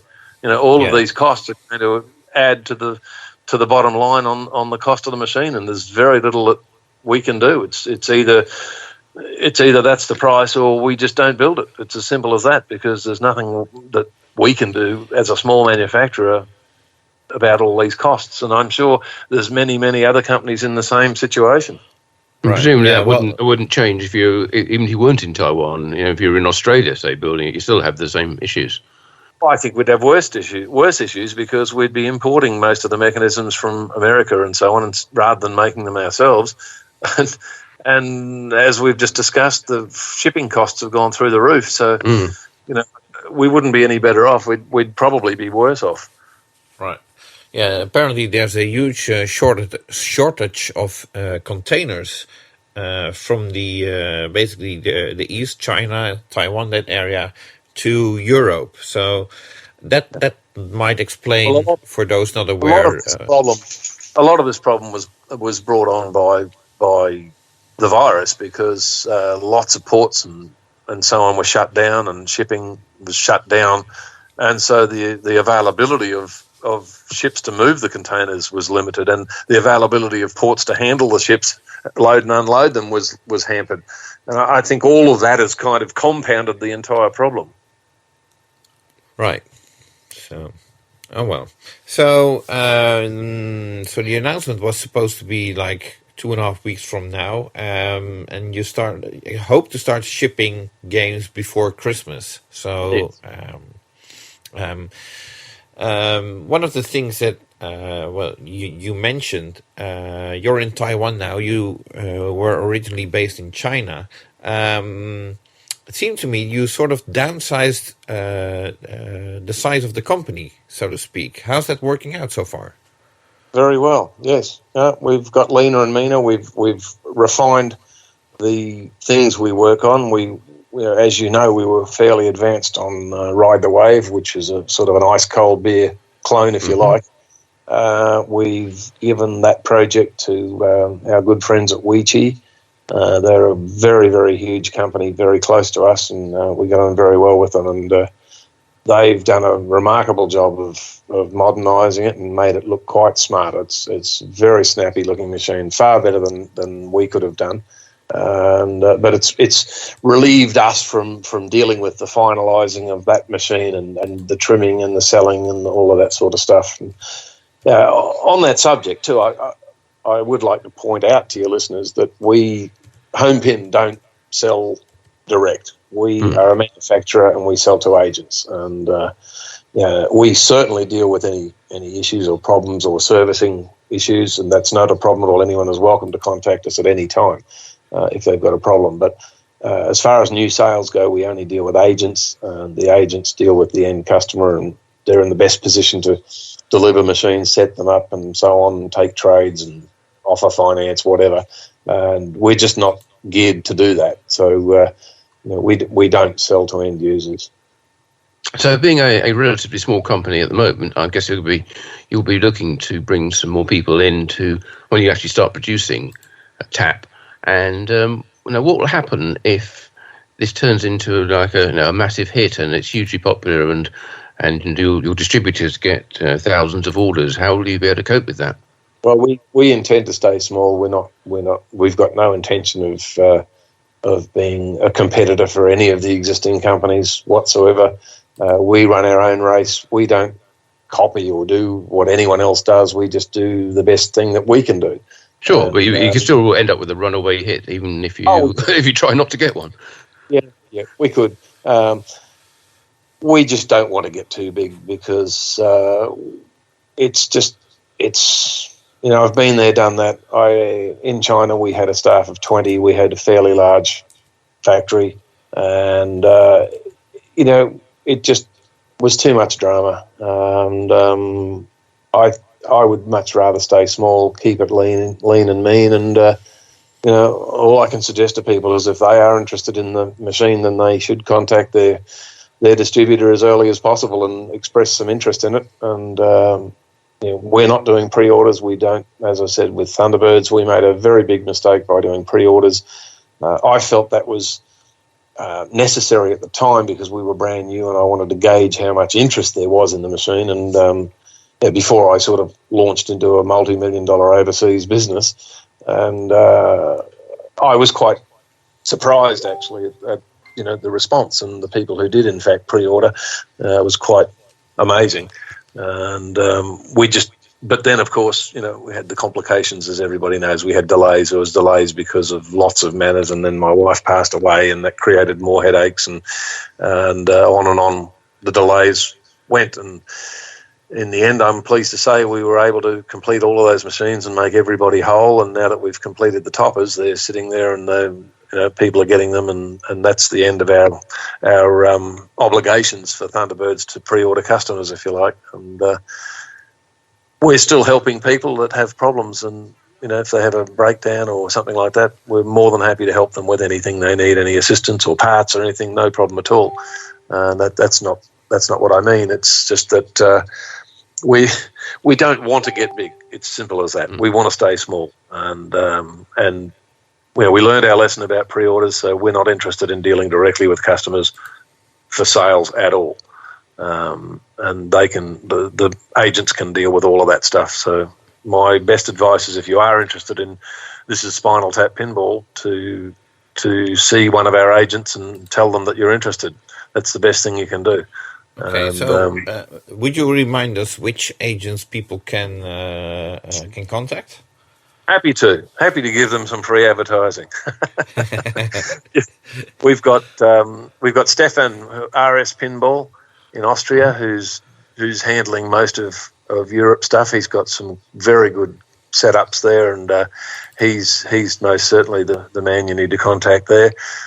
We have Nitro Pinball in Canada, and he's 100% on our side. Highway Games, of course, in Australia, still our agent, despite what some of the weird keyboard warriors like to say. We're still very much happy with Highway Games as they are with us. And we have Pinball Star in the USA, Joe Newhart. He's a top guy, and he's got his own contacts and things there. They're our four agents, and again, we don't particularly want to spread ourselves too thin and have agents in Afghanistan or Argentina or anywhere else. Just that's keeping it small and lean and mean. That's what our aim is. And will those agents or distributors be taking orders now, or do you have to wait until you actually are allowed to officially announce it? Well, I'm announcing this a little bit early, and they will be caught by surprise, but I'll be emailing them in the morning and advising them that the cat's out of the bag, and that we better open your order book and whatever. There won't be too much of a wait. We know how to make machines now. We're not new. We're not unknown. We haven't taken pre-orders. None of that stuff that seems to attract lots of bad publicity. And if you place an order and you place a deposit with your distributor, that's got nothing to do with me. And if the game takes a month longer, well, it takes a month longer, so be it. And that's just how it's going to be. Right. Now, people might be interested in the game based on the theme, but it always seems to be the wise thing to do to first, either play a machine yourself or at least watch some gameplay video. When do you think we can expect some gameplay video from you to showcase what the playfield looks like and what the game is actually about? We're not going to release anything like that at all, and I don't believe that that's our business to do so. Our business is to design and make the machine and ship it out, and I'm going to leave that in the hands of our distributors to deal with that the best way they think they need to deal with it in their area. Whether they want to have a launch party or an online thing, that's entirely up to them. I know that some other manufacturers have all sorts of razzmatazz and online stuff and show it in its glory and so on. Well, that's great. That's their approach, and they need to sell multiple thousands of machines to make all of that work. And we're just not in that business. So I would rather leave that glory, if you like, to our agents and let them exploit that to their advantage, really, and say, well, here's a brand new machine out of the box. Come on down next Friday for beers and let's open it up and see what it's like. I'm sure they'd be very keen to do that, but the key thing then is, when are they going to get a game that they can start working? They can start promoting it. If they can't promote in that way until they can't show pictures, can't show gameplay video, they can't let people put their hands on it until they've got the machine. When will that be? Well, that's we're like I said, we're not taking pre-orders. The games will be shipped when we finish them, and they'll be available to buy when they arrive at agents. It's that simple. But all those agents are going to buy some, aren't they? So our goal is that. Oh, of course, we've got orders on the books right now, and those machines we will start manufacturing within the next 30 days, and those machines will be shipped out of here commencing before Christmas. But due to the vagaries of the shipping currently, who knows when they're going to arrive. Usually I would say, 20 to 30 days maximum for shipping, but at the moment it's just who knows. So I'm really not going to comment or be drawn on that, because all we can do is build them and have them ready and advise our shipping agent that there's a container ready to go. So I would imagine that machines are probably not going to arrive in time for Christmas, but they certainly should early in the new year. I assume air freight is not an option then. Oh, we can air freight, but who wants to pay the $4,000? It's just not worth it. Well, in my opinion, anyway. Maybe some people will. I don't know. That will be up to the agents to decide. I'm quite happy to call DHL for them and load it in their truck, but I'm not going to get involved in air freighting one anywhere. Okay. Well, exciting news, I suppose. This is Spinal Tap, a theme that has been on the wanted list of pinball enthusiasts all over the world, I would say. Finally getting realized. Congratulations on landing that license. At this point, anything else you would like to add? Not really, other than that we've pulled out all the stops, and we, as I said earlier, learned a lot of lessons from Thunderbirds.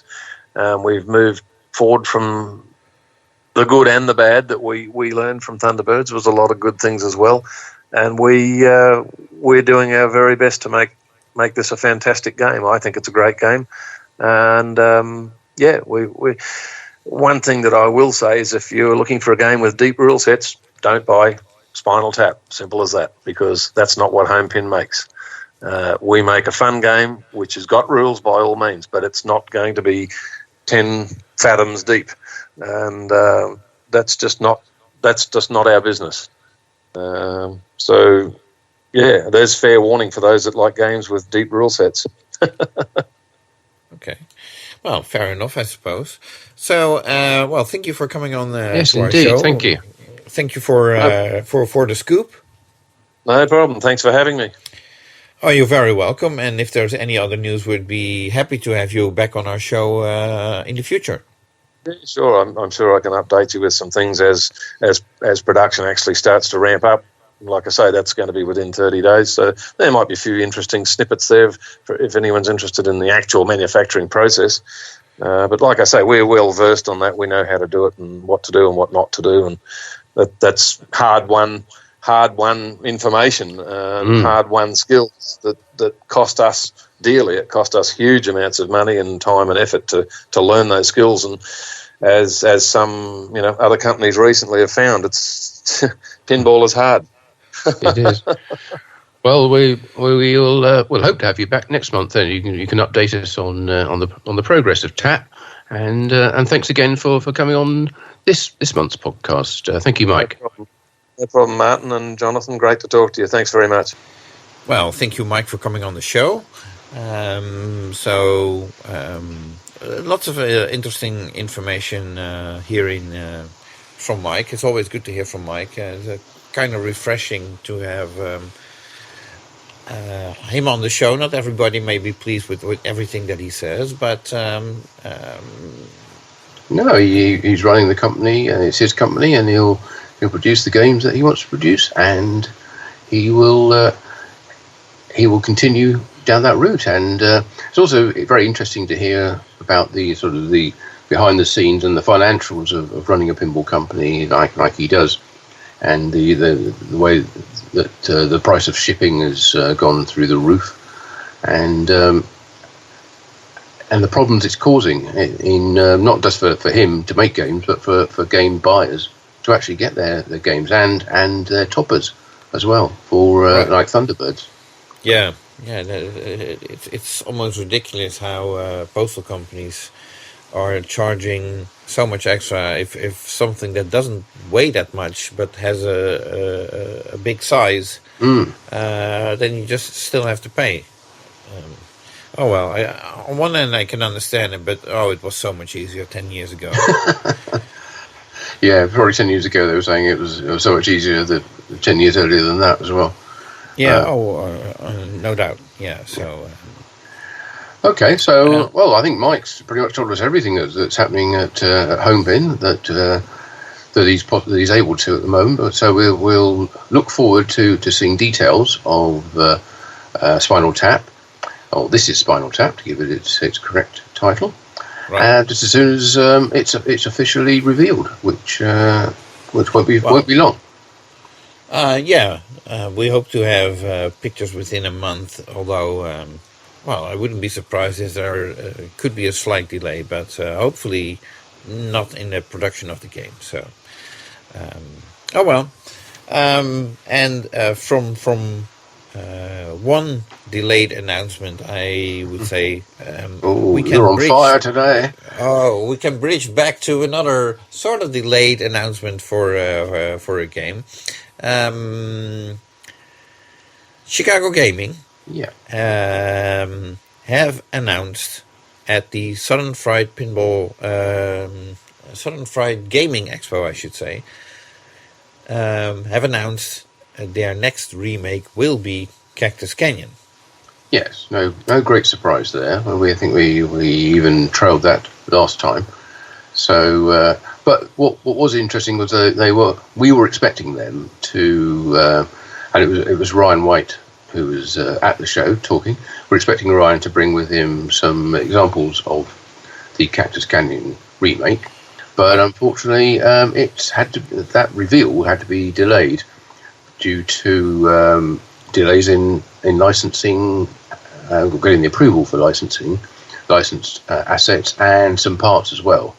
So the Monday before the show was due to start, Monday evening, he called it and said, no, we're not going to be taking the game. But he did make the announcement that it is the next title, and he revealed some details about it in his presentation, saying that they already had 850 printed playfields for the game, all ready to go into production. They have completely rewritten the operating system as well, which allows them to, first of all, it allows them to combine the Chicago Gaming specific menus, which were kept separate from the standard Bally Williams ones in the settings and adjustments menus. But now they've been able to combine those into a unified system, which obviously makes a lot more sense. But probably more importantly, certainly as far as players go, it allows them to change the game code and add more features, new modes, adjust how other modes work. And that's something they're definitely going to be doing on the Cactus Canyon game when that is released. One part of that is a mini game they've added, which uses the new topper for Cactus Canyon, which I haven't seen yet, but I believe it's going to be a sort of shooting gallery type topper. So it's actually interactive, and the game stops while that game is played out. So that's a new mode, kind of like a video mode, but it's not video; it's physical. So that's a new development. I don't know if you're able to expand on that at all, Jonathan. Well, I think Ryan mentioned at the seminar that the topper in itself has more inputs than a traditional electromechanical game, which means there's a lot of switches or optos that can respond to whatever the player is doing, because interactive toppers suggest that the player should be doing something, and the shooting gallery, considering the theme, does make a lot of sense. Yeah, whether there'll be a light gun as part of the game that you pick up and shoot at it, or whether you control it with something with the flipper buttons, I don't know. But it's certainly a new idea. and it's great that they're able to add it to an existing popular title. Right, yeah, and the interesting thing is, if you're familiar with the Cactus Canyon game, obviously that has the capability to sort of stop the ball in the in lane. For showdown. For showdown, which normally is the 4 standard drop targets that pop up on the playfield. They might have switched that completely with doing something interactive with the topper. So it could be very interesting. Yeah, and also obviously opens the door for changes to be made to other either existing or future remake titles. I don't think they intend to go back and redo anything add any more features to Medieval Madness, Saffron Mars, or Monster Bash. They're pretty rounded games, I think. So I don't think there's that desire amongst the buyers or the players, but it's an option, and it's certainly something which has been done with other games in the past, where code has been enhanced. Obviously, Cactus Canyon itself was enhanced as with the continued version, because there was a lot of stuff that could have gone into the game but didn't necessarily. And although the Cactus Canyon continued version is not what Chicago Gaming are producing, they do say they have gone back to the original game designers to find out what features they wanted to put in the game but couldn't, and they're trying to incorporate those into the remake. So it's like to be significantly different from the actual production Cactus Canyon game. Right, okay. So now the whole seminar with Ryan White is available on the Pinball News website, which I highly recommend checking out, that seminar. One of the other interesting highlights, I would say, is Ryan White indicating that he has currently 5 pinball projects in the work. Yes, busy. And he's hoping to get to 2 games a year. Yeah, and they also intend to bring Medieval Madness back onto the production line, the remake version, but that won't be until early 2023. So we're probably looking at the best part of 18 months before that game will be back in production. Right, okay. So originally the plan was to have Ryan White come on the show and talk about the seminar that he did. I reached out to him, I talked to him yesterday, and he suggested that at this point he doesn't have much more to say than what he did at the seminar at Southern Fried Gaming Expo. But he's very interested to come on our show next month. Yes. Hopefully, obviously we can't look in the future. He will have more info to share with us. Yep. Back then. So hopefully we'll have him on the show next month. Yes, so that's George and Ryan already lined up for next month's PINcast. Right. Okay. But that's coming up. So hopefully. Here's a note to pinball designers and owners of pinball companies. If you want to come on our next podcast, pick a number. Well, let's get back to this PINcast, because we've got more to talk about, and let's head over to, not a million miles away from Chicago Gaming, but to another part of the Greater Chicagoland, I suppose, and go to American Pinball up at Palatine, and I keep wanting to say they're their new factory, but it's not that new now. They've been there for quite some time. Right. But we've got let's bring in their director of operations and marketing, which is our good friend David Fix, who also happens to be heavily involved with Rob Burke in the organisation of the annual Pinball Expo show, which this year is in a new location in Schaumburg at the Renaissance Conference Centre and Hotel there. Right. So there's an awful lot to talk about, not only the announcement of their upcoming 4th title, but future games in development, and what they've got coming up in the next couple of weeks, I suppose, and longer term, what's going to be what we've got to look forward to for Pinball Expo. Yeah. So joining us right now from American Pinball is David Fix. who is also heavily involved in Pinball Expo. So let's quickly talk to him briefly about the new developments at American Pinball and also what we can expect at the upcoming Pinball Expo. Hello, Dave. Are you there? Yes, Jonathan. Good to see you and talk to you and Martin again. Martin, how are you? Always a pleasure to hear from you, David. And so what are you able to tell us about what's been going on at American Pinball? Well, I tell you, this pandemic has been kind of interesting, just even globally. I mean, it's been kind of we had high expectations of releasing 2 games this year, but it looks like we'll probably still shooting for 2, but definitely we're going to have 1. We've been delayed a bunch of times just because of shipping containers and so forth. And when you think about it, listen, it's not affecting just us; it's affecting every economy. I mean, if you have billions of dollars from Ford and General Motors with cars sitting there with no chips and so forth, listen, a small pinball factory is going to have its own problems as well. Granted, we've had a bunch of issues with computers, which we've kind of nailed down, but that's led to, unfortunately, some little extra surcharges until we get through this pandemic. But American Pinball wants to continue to give a great product, and we don't want to, we put temporary surcharges on, but we don't want to make them permanent. We keep evaluating if we can get things locked down and we can get these surcharges off. We want to continue to give you guys a great game for the price tag. I mean, many of my competitors right now have raised their prices across board, and some are talking about raising more, but we try to keep that line for American Pinball where you know what you're getting, and we want to give it to you.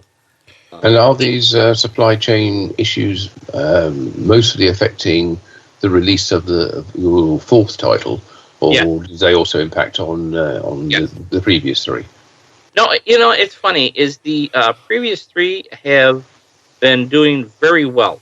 Let me just say, in the last 6 months, we've been selling an awful lot. We have all 3 titles are on fire, as I would like to say. In fact, I was sharing with Jonathan earlier today, we have literally 2 lines running with all 3 titles like running on each line.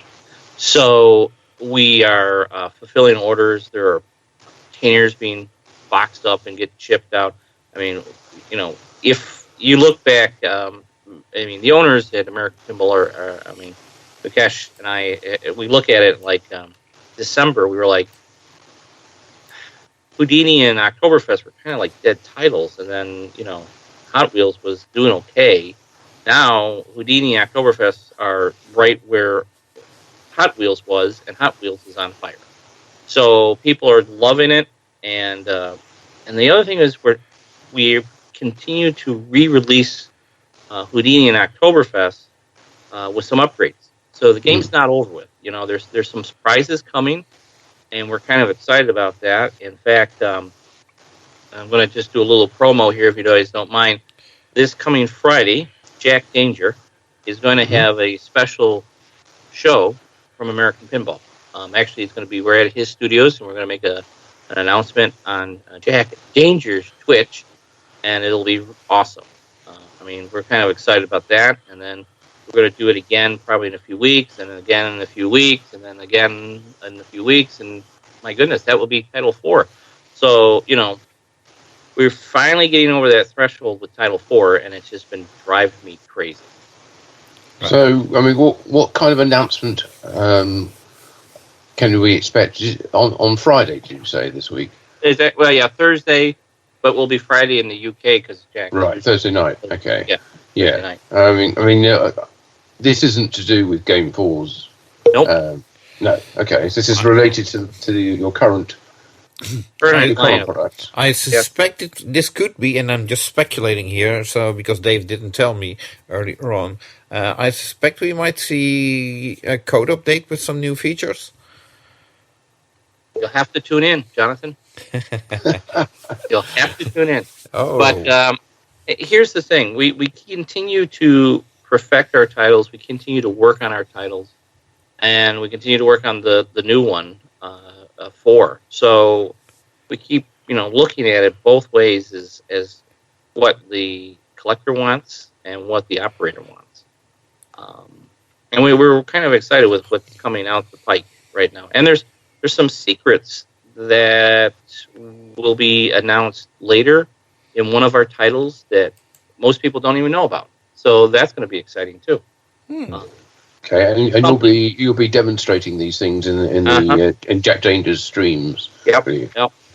Right. Actually, the one is kind of hidden in one of our games that I was flabbergasted. I didn't know existed. I think 5 or 6 other people didn't know existed. I mean, half of management at American Pinball did not know that this was developed in one of our games and is actually shut off. Nobody knows about it. So it's in there.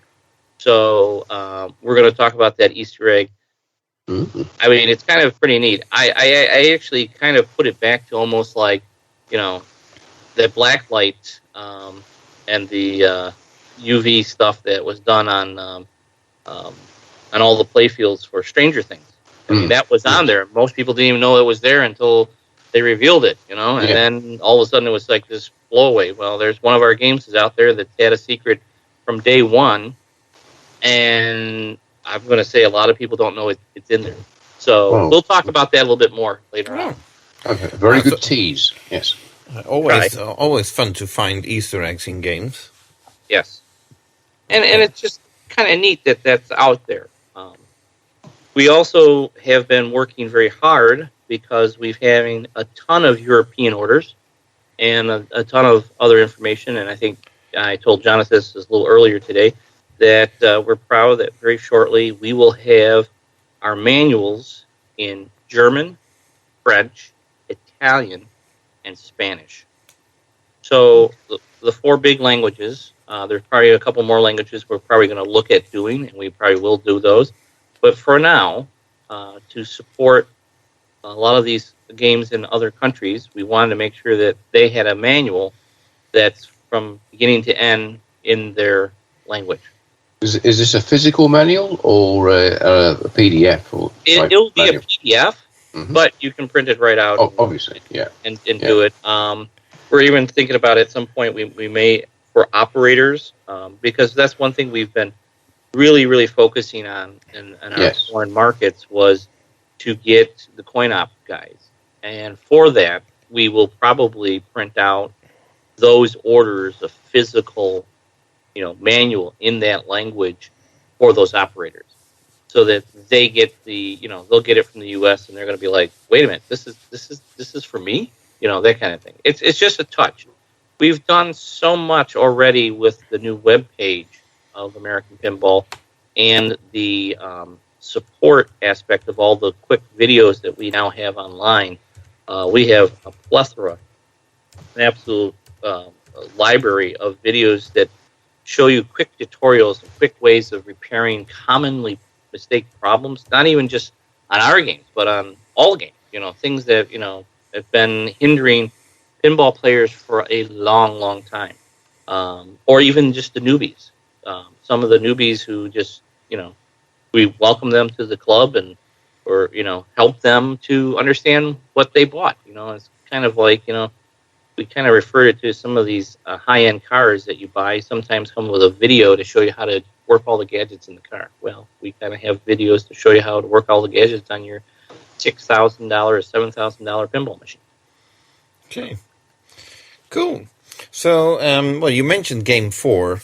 Obviously, you're not going to tell us what it is. No, I'm not. Can you do a prediction when you expect it will be announced? Probably sometime end of September or middle of October. Somewhere it will probably be announced before Expo.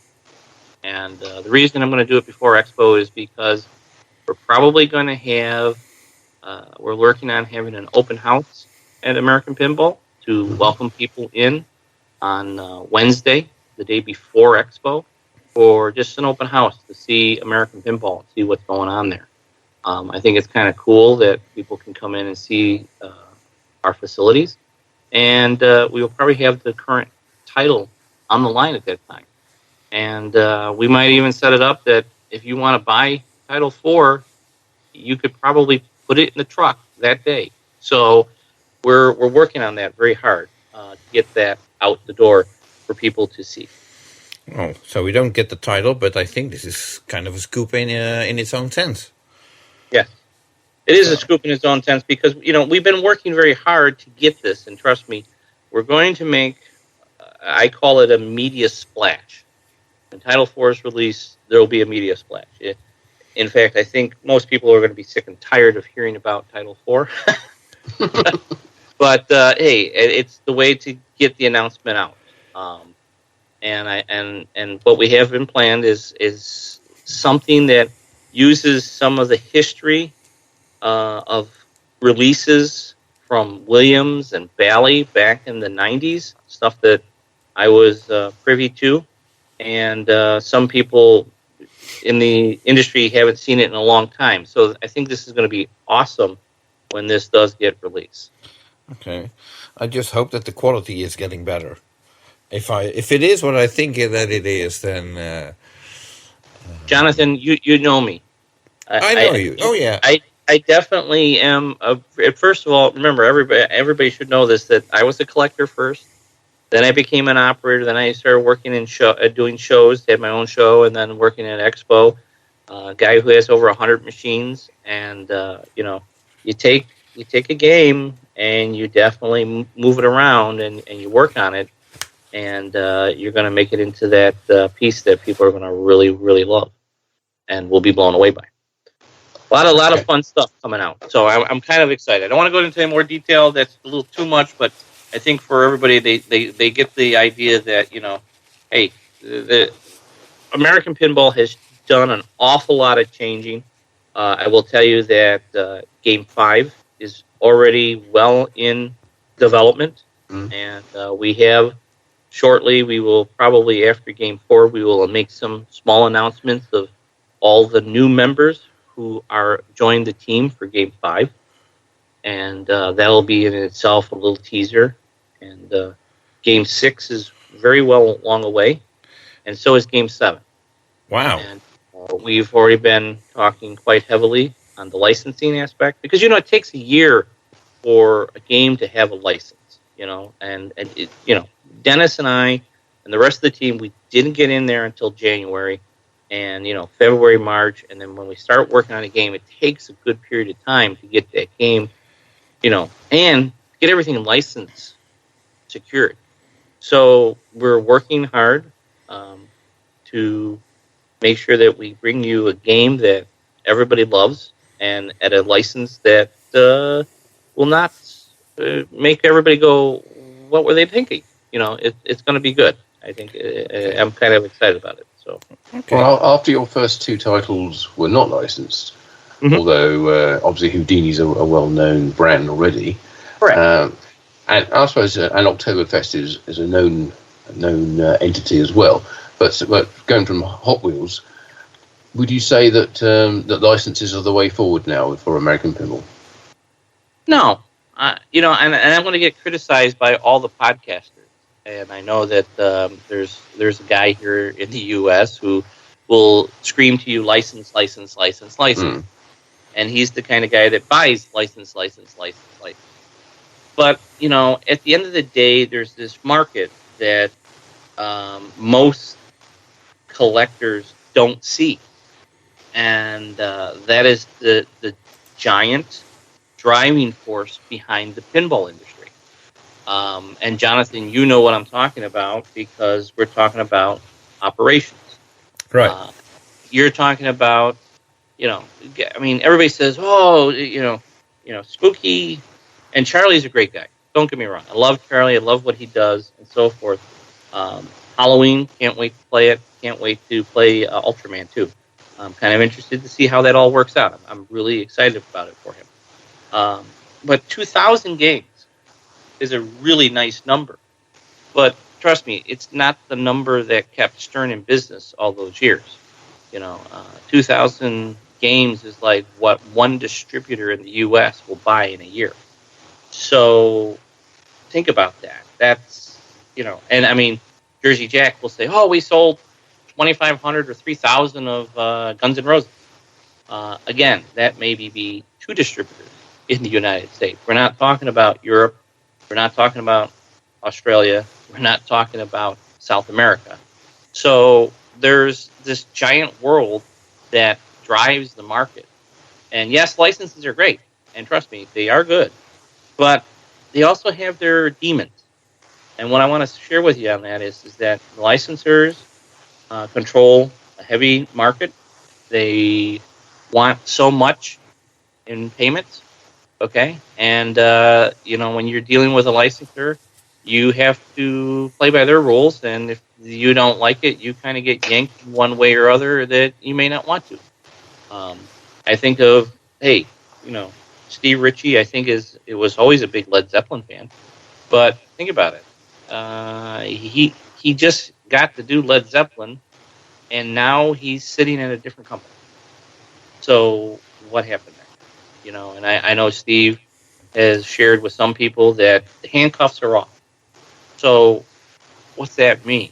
You know what I'm saying? There has to be some blessings and curses when it comes to licenses. So, Granted, think about it. Houdini. Think about it. If we had to deal with a licensor, they might have said, well, we don't want you to do this trick because Houdini got killed with this trick. We don't want you to do this because Houdini's feelings weren't that way. We don't want you to do, X, Y, and Z with Houdini because that wasn't his style nor his comedy or his, way he thought of life. So it gives you a little bit more creative license to go out there and design games. Well, those are the classic games as we remember them from the 90s, I would say, where the licenses were, or the designers were kind of more free to run with the license the way they felt it would be best for the game. Absolutely. Now it's more restricted because the licensor now wants to know everything. One of the big movies that came out this summer is a movie called Mortal Kombat. And that's based off of a non-license, right? It was a design concept by the Williams guys. Okay, they sat down and they came up with this whole unique premise of this game called Mortal Kombat. They came up with all the characters and everything. That wasn't like it was a story that was already there. It was developed in-house by Williams. And you can do that with some of the most classic games that Williams has done. They basically develop their storyline, they develop their own humor, they develop all this stuff into this great game. I mean, you think about it, some of those classic games. I know my one competitor, Ryan at CGC, already announced that Cactus Canyon is coming out. And that was a Western. It has all the characters in it. It was developed by a whole team at Williams back in '99. It has a bunch of things in it. It's just a cool game, right? I work for American Pinball. I may be the director of operations, and I'm running the day-to-day operations of American Pinball. But it doesn't mean I'm not a pinball enthusiast or a pinball fan. I mean, I've played every game, including the new Guns N' Roses. And I have my favorites. In fact, I played. When I was in Chicago, I met up with Eric Minier. He was up at 257 at League Night, and I got to talk to him for a few minutes, ask him how the kids are, how the family's doing, and I told him what I thought of his game. And I said that it's a very pretty game. It's got a nice flow, to a point, but it's an interesting game. I have my little questions on it, but for the most part, there's a game for everybody. So I'm, at first point when people say, oh, he's just all American, or, the famous line from Gary Stern is, oh, I love Mandalorian, because it's on the line, right? I have a lot of favorites of games, and I'm very candid about, liking a lot of different games. Well, obviously, you were passionate about pinball before, and that doesn't stop if you becoming a chief operations manager of a certain company. Correct. Yeah. Right. So, now speaking of American pinball games, so you just mentioned that you basically have 4 games currently in development. Dennis Nordman is on board, as we know, as a sort of overseeing designer, but I believe he's also working on his own game. Yes. Which of those 4 games is Dennis Nordman's game? Game number 5 will be Dennis. Game number 6 we will talk about later because that may jump. Game number 7 is definitely Dennis's. Game number... there's another game in the middle there that may jump in ahead of there, depending. That may be known as junior designer. And then the junior designer has already started talking to us about his next game, the one who's doing game 4. So we're kind of excited. It's a good time. And you know what? There's a lot of, I'm just not going to say that there's a lot of things happening in the industry right now. So just keep watching. It's going to be interesting. Wow. Our podcast is getting longer and longer every month, so there is a lot happening. Absolutely. Which is I good. mean, with that series of upcoming titles, in the current situation where there are shortages of certain parts and chips and so forth, would you be able to increase the speed at which you bring out new titles, or is it going to is that going to hold things back into the immediate future? So let's talk about that. So I came from ICE. I'm not opposed to telling everybody that story and so forth. But at ICE, we had many avenues to receive parts. Okay, at American Pinball, there was one avenue. Now we are definitely going out and getting multiple avenues for parts. So instead of having just one main guy that we get all our metal ramps from, now I have an American guy I get my metal ramps from, and I have a guy overseas to get my metal ramps from. And I got parts coming in from this country, and I got parts coming in from that country. I also have an American part, too. So, and we base it on the quality. Listen, Zofia Ryan, I can't say enough about this woman. She is an amazing mechanical engineer, but she takes no guff, okay? She will look at a part and say, this is dung. This is garbage, okay? Yeah. Or absolute rubbish, as you would say, and reject the part, okay? And then she will send it back, and she'll get on the phone, and or send an email, and she will definitely light the person up and say, this does not meet our standard, okay? And Martin, me and you have talked about the American Pinball standards. They've always been a very good game, and there has to be a towing of the line to keep those standards up. So Zofia, as a mechanical engineer, is tying that line up. Josh is doing that with software. Dennis is doing it with design.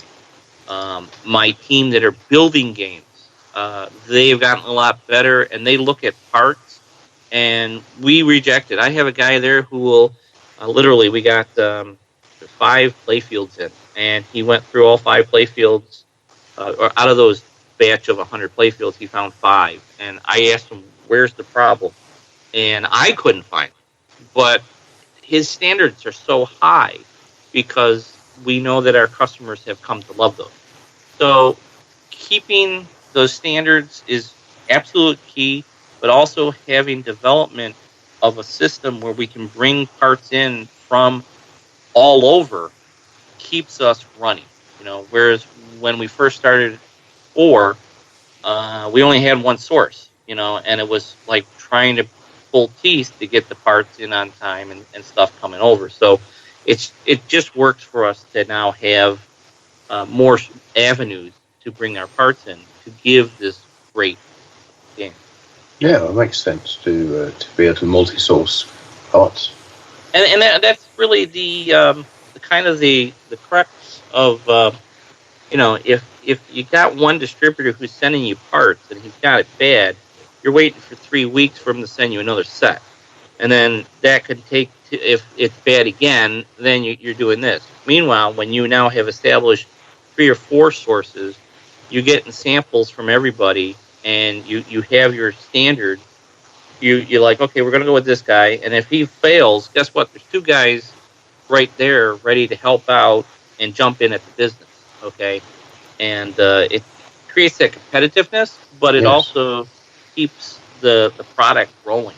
And that's what we've been striving to get on there for the Houdinis, the Oktoberfest, and the Hot Wheels. And now we're just like, we're cranking at it. We're just, we're getting those levels going. And people are finding these games too. That's another thing. A lot more promotional stuff on Houdini and Oktoberfest and Hot Wheels.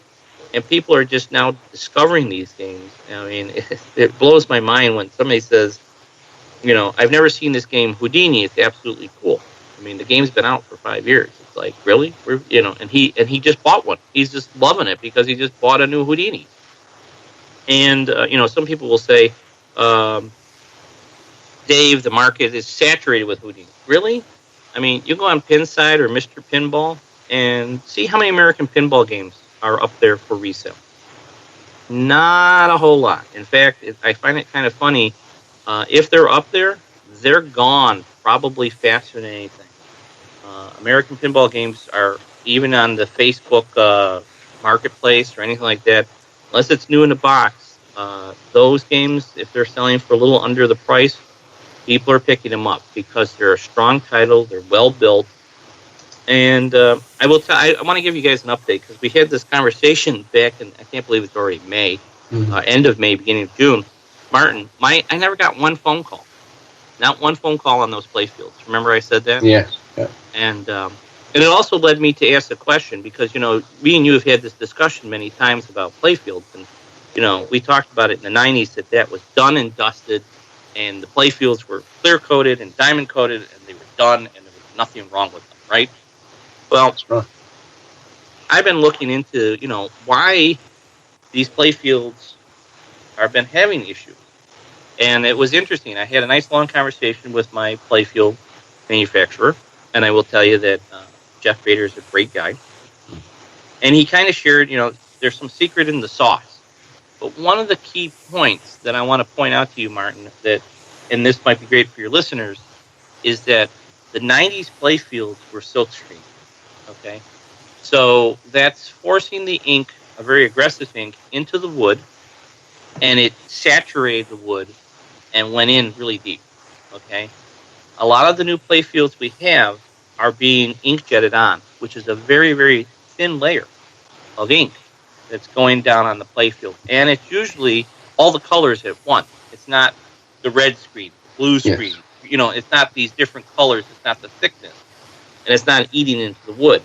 So, Jeff's got some techniques that he uses to help it eat into the wood and to really secure itself so that when we put the clear coat down, it's going down and it's locking it all in. It's not just covering a thin piece of paper that can be damaged very easily once the clear coat starts breaking down.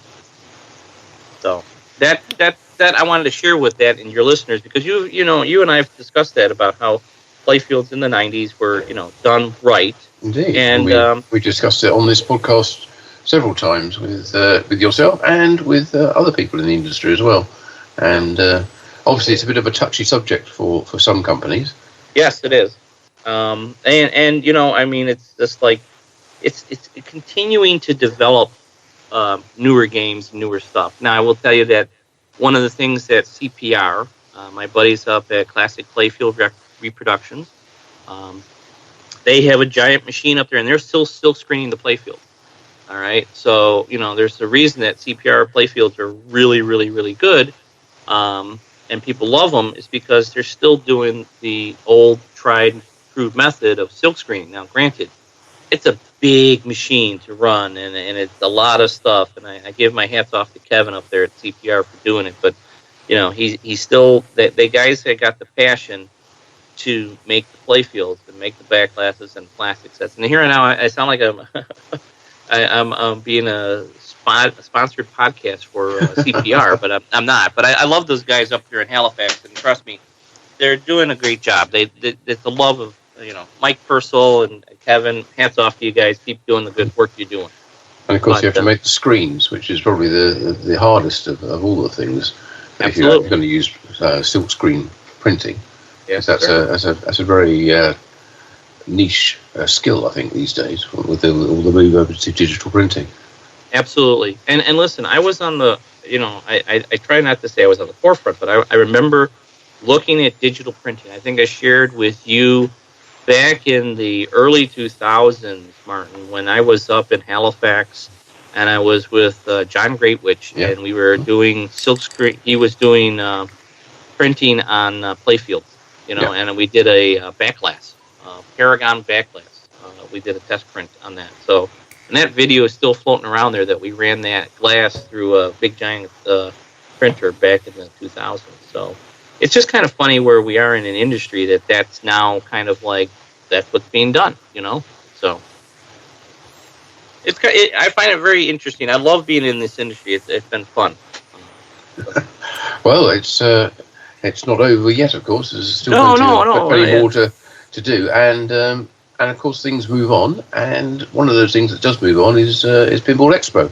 So maybe we should have a look at that, because that's moving has moved to a new location in Schaumburg for this October's show, and of course Rob Burke is in charge of that show, and you are heavily involved in organising it as well. So at least that's what we presume. If you still can combine it. You're absolutely right. I'm still heavily, my wife thinks I'm nuts because either I'm on a podcast with you guys, on the phone or in a meeting with Rob Burke and Expo, or I'm doing work for American Pinball. So there's a little vacation coming up for me shortly, and I'm kind of enjoying that. So a little time to get off. But I will tell you, I was we were at the hotel, and I'm going to tell you, I walked in the hotel and I immediately looked at Rob and went, "Okay, you went out and got the Taj Mahal." Yeah, can we afford this? Yeah, I'm picturing. I'm like, you know that we have people that come from all around the world. That this is not a hotel that's faint of heart. Now, listen, they are an amazing hotel. We spent an entire day. I flew over to Chicago for a week, which I do, and I was at American Pinball on Monday and Tuesday. I went and picked up Rob when they flew in, and we went over to the hotel, and we spent the rest of the day at the hotel, and then I went back to work. And I'm telling you, I walked through the hotel, and I'm impressed. I was like, wow. It's something when you go from, the original venue, right? So you're at the old Westin, and you're thinking to yourself, this is a ton of room, right? And when it's all said and done, it's 30,000 square feet, maybe 35,000 square feet. Now I'm walking through the venue, and it's 60,000 square feet, and it's kind of intimidating. I will tell you, it is very intimidating, and to sit there and to design up the floor plan, and to work with people like Stern and Jersey Jack and Chicago Gaming and my own company at that time, because we're all friends still. We know each other. And I give them what they want, and they get, and I get American Pinball what they want. I mean, it's all equal billing, man. It's all for the love of the game. And I'm just amazed the size and all the, I kind of shared this earlier in a podcast, or not a podcast, with a phone call earlier this week when somebody asked me how Expo is going. It's like, this is the end of August, and I'm laying out the floor plan. And the reason I'm laying out the floor plan at the end of August is because we already have so many vendors and so much already secured, okay? When I looked at years previously, I was always doing the layout sometime mid-September, end of September for all that, because that's when all the vendors were getting their forms in. New web page, new everything. People are submitting their stuff like records in numbers. We have vendors that are just like coming out of the woodwork to fill the hall, which I'm absolutely, and it scares me a little bit because we're like, okay, I'm ahead here, but I'm behind over there, but we're working together and we're trying to get this all together. And it's going to be a phenomenal show. And then Rob comes to me like at the beginning of last week and says, "Okay, kid, you ready? Here we go. Davey, get ready. Here it is." And he hands me this list. And Martin, he's got everything filled. on the seminar room. I mean, everything. Yeah. There's not even a lunch break. Oh, that's great. I feel sorry for you. In fact, I said to them, I says, okay, there are certain people that we're going to have to arrange for food to go up to the room because they're never going to escape. Okay. And Martin, we're going to take care of you. There are other people. I'll make sure that my boys get some food up to you. And because I know it's going to be like you're going to pull your hair out. Now, granted, we've had some hiccups. And Jonathan and I talked about this today that, some of the European vendors might not be coming, okay, because there's still the Delta variant, there's still some lockdown, there's still some people not getting out. So it's going to be a little tricky. However, I have a feeling that a lot of people will be looking at Pinball News during Expo to get the updates, to see the videos, to see all the special announcements that are going to be made. Fingers crossed, yes. Yes, I see, Martin going to be a busy person, and he's going to love it. But it's just I just looking at this show, and I keep thinking to myself, got a lot of work to do. We've been having tons of meetings about everything. We're getting things arranged and done. We're ahead of schedule, and we're just we're trying to stay ahead of it because it's it's going to be a huge show. You were picking up the hotel or the convention center. It's the Renaissance in Schaumburg. But that is all sold out for rooms. Yep. But there are adjoining hotels. Is that right? That's correct. Okay. And one of them is already sold out as well. Oh right. Okay. And then the other, I think Rob's working on a fourth hotel now because it's kind of like we had 2 and 3. One's filled. Then now so now we need 3 and then 4 so that we have them. Nice thing is that a lot of these hotels have a trolley that in between them, so they'll bringing people to the expo. It's like I said, it's going to be huge. It's going to be big, and I'm more nervous that City of Chicago or Cook County comes in and says, okay, we're shutting down the show because Delta variant and all this other stuff. So it kind of makes me nervous.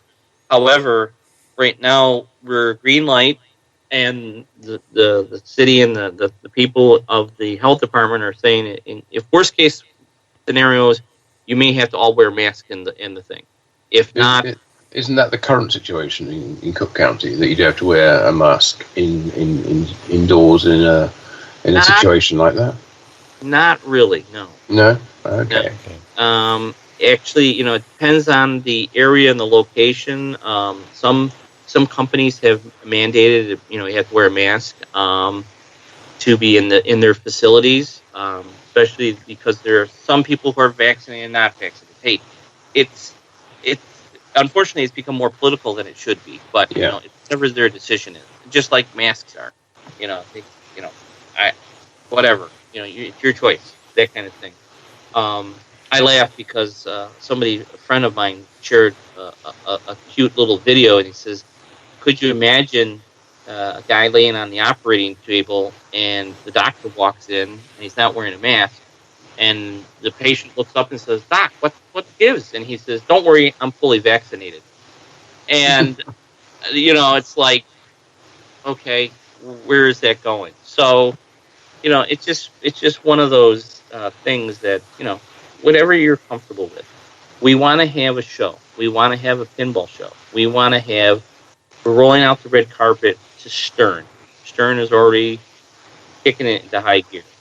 JJP kicking it into high gear. So is American. Chicago Gaming, they're doing their best. So, everybody's just, stepping up to the plate. So, there's a reason Expo's been around for 37 years now. Yeah, something like that, yeah. Yeah, it's crazy. This is the 37th, yes. Yeah, and last year was the virtual show, which broke all kinds of numbers, and people loved it. And Rob and I had a great time. And I'm going to tell you, that show was really special because we had a guy by the name of Jeff Euler. Jeffrey was the man behind the scenes, putting so much together. And it was more than just two guys standing in front of a camera. There was many people behind the scenes, and Jeff was one of those guys to make sure that things were taken care of. So hats off to him. And he will be there at Expo this year, too, supporting us as he always does. And we always keep things in the background in case we need to do things. So I'm really excited for this year's Expo. I think it's going to be just, I just can't say enough about it. So now you mentioned last year's Expo, which is or was a virtual Expo. You also mentioned that the current plan is that Martin will be sharing videos from Expo on his Pinball News website and so on. That worked great in previous years. But what if, God forbid, Martin and I and other Europeans aren't able to travel into the US due to the restrictions that are currently applied? Is there a plan B that we still can follow Pinball Expo virtually? Yeah, and that's where Jeff Euler comes in. So we're still looking at many options, and you know, I really want, you know, Pinball Magazine. I want Pinball News there. Hey, I even want Jim Shelberg with Pin Game Journal. You know, I want him there. I want that famous guy that's on your show every once in a while and you let him in, Gary Flower.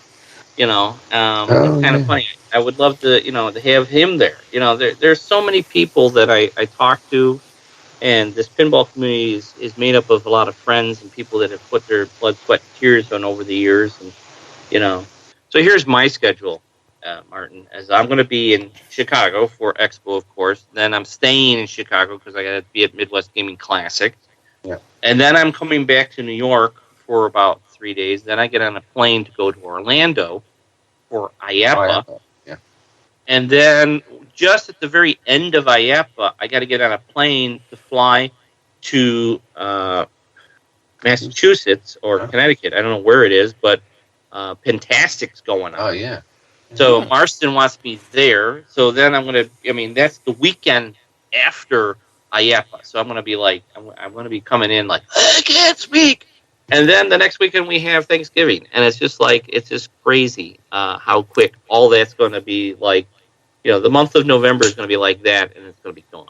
Lucky you. Yeah, I don't think you're garnering an awful lot of sympathy here, David, but and quite a lot of jealousy at being able to not only go to all these events, but be paid to go to them as well, which is even better. Okay, all right. Guilty. I'm kind of excited, but also then, but, you know, it's like, you know what it is like after you do Expo, you know, and you're walking a show and then doing 5 shows. It might be my best weight loss plan that I ever did. You know, I mean, granted, Well, it depends where you go out to eat.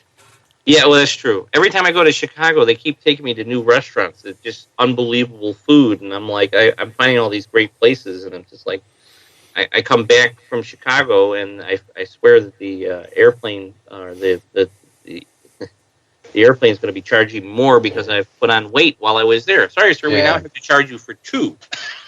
Yeah, those seats keep getting narrower, don't they? Yeah, it's a problem. Well, anyway, thank you very much for talking about that and all about around Expo. The 37th Pinball Expo is held, as I say, at the Renaissance Schomburg Convention Centre and Hotel, October 27th to the 30th. Yes, sir. And we all one little thing I want to forward to it. And one little thing I want to point out, as always, Pinball Expo is going to be supporting the homebrews. And Ed Owens is putting together the whole homebrews, and we definitely want to have a big homebrew presence. And Marcos wants to do something special with the homebrews, and we're going to, you know, the future sometimes I think is, you know, in the homebrews to a point, you know. Yeah. So you're about I wanted to, I wanted to bring that up because, you know, the homebrew guys are, you know, they're the young guys. They're the young people in the industry. I mean, they're the. Look at some of those homebrews. Well, thank you for that bridge. Obviously, you're working for America now. You mentioned you're working with, I believe, 2 junior designers right now. With all these homebrews coming in, are you looking for another junior designer maybe to join American Pinball? Stay tuned. Stay tuned. That's all I have to say. The homebrews are the young guys, are the young people in the industry. Listen, I like Steve Ritchie. Steve Ritchie and I are buddies. Pat Lawler I know very well. There's a lot of guys in the industry. But you and I all know the age of those young gentlemen is not getting any younger. We need the Young blood. We need the young blood. And I will say that Dennis is enjoying working with some of the young blood, and we're continuing to build within the community here because hey, listen, Zofia Ryan is she's an amazing mechanical engineer, but we have some young mechanical engineers underneath her that are getting trained so they learn the best way to build the mechanisms and create the toys that are going to be in the future, and we're embracing that, and we're definitely embracing to be the longevity and have the team that has that. Even we're looking at young software guys too. It's not like we're just sticking with we definitely are continuing to grow and to build from within and give new fresh blood to the industry. And that's one of my pet peeves at American Pinball is that, hey guys, let's keep thinking out of the box. Sophia, you're going to hate me. And we have another young guy by the name of Rajesh, very talented mechanical engineer. He basically, I show him something, and I said, let's do this. And usually within about an hour or two, he has something cobbled together. We show it to Zofia. She goes, okay, you guys are, juniors at this, and do this, do that. And before you know it, this thing is just coming together like magic, like butter. And the young game designers are working with Zofia also. And they're like, you know what?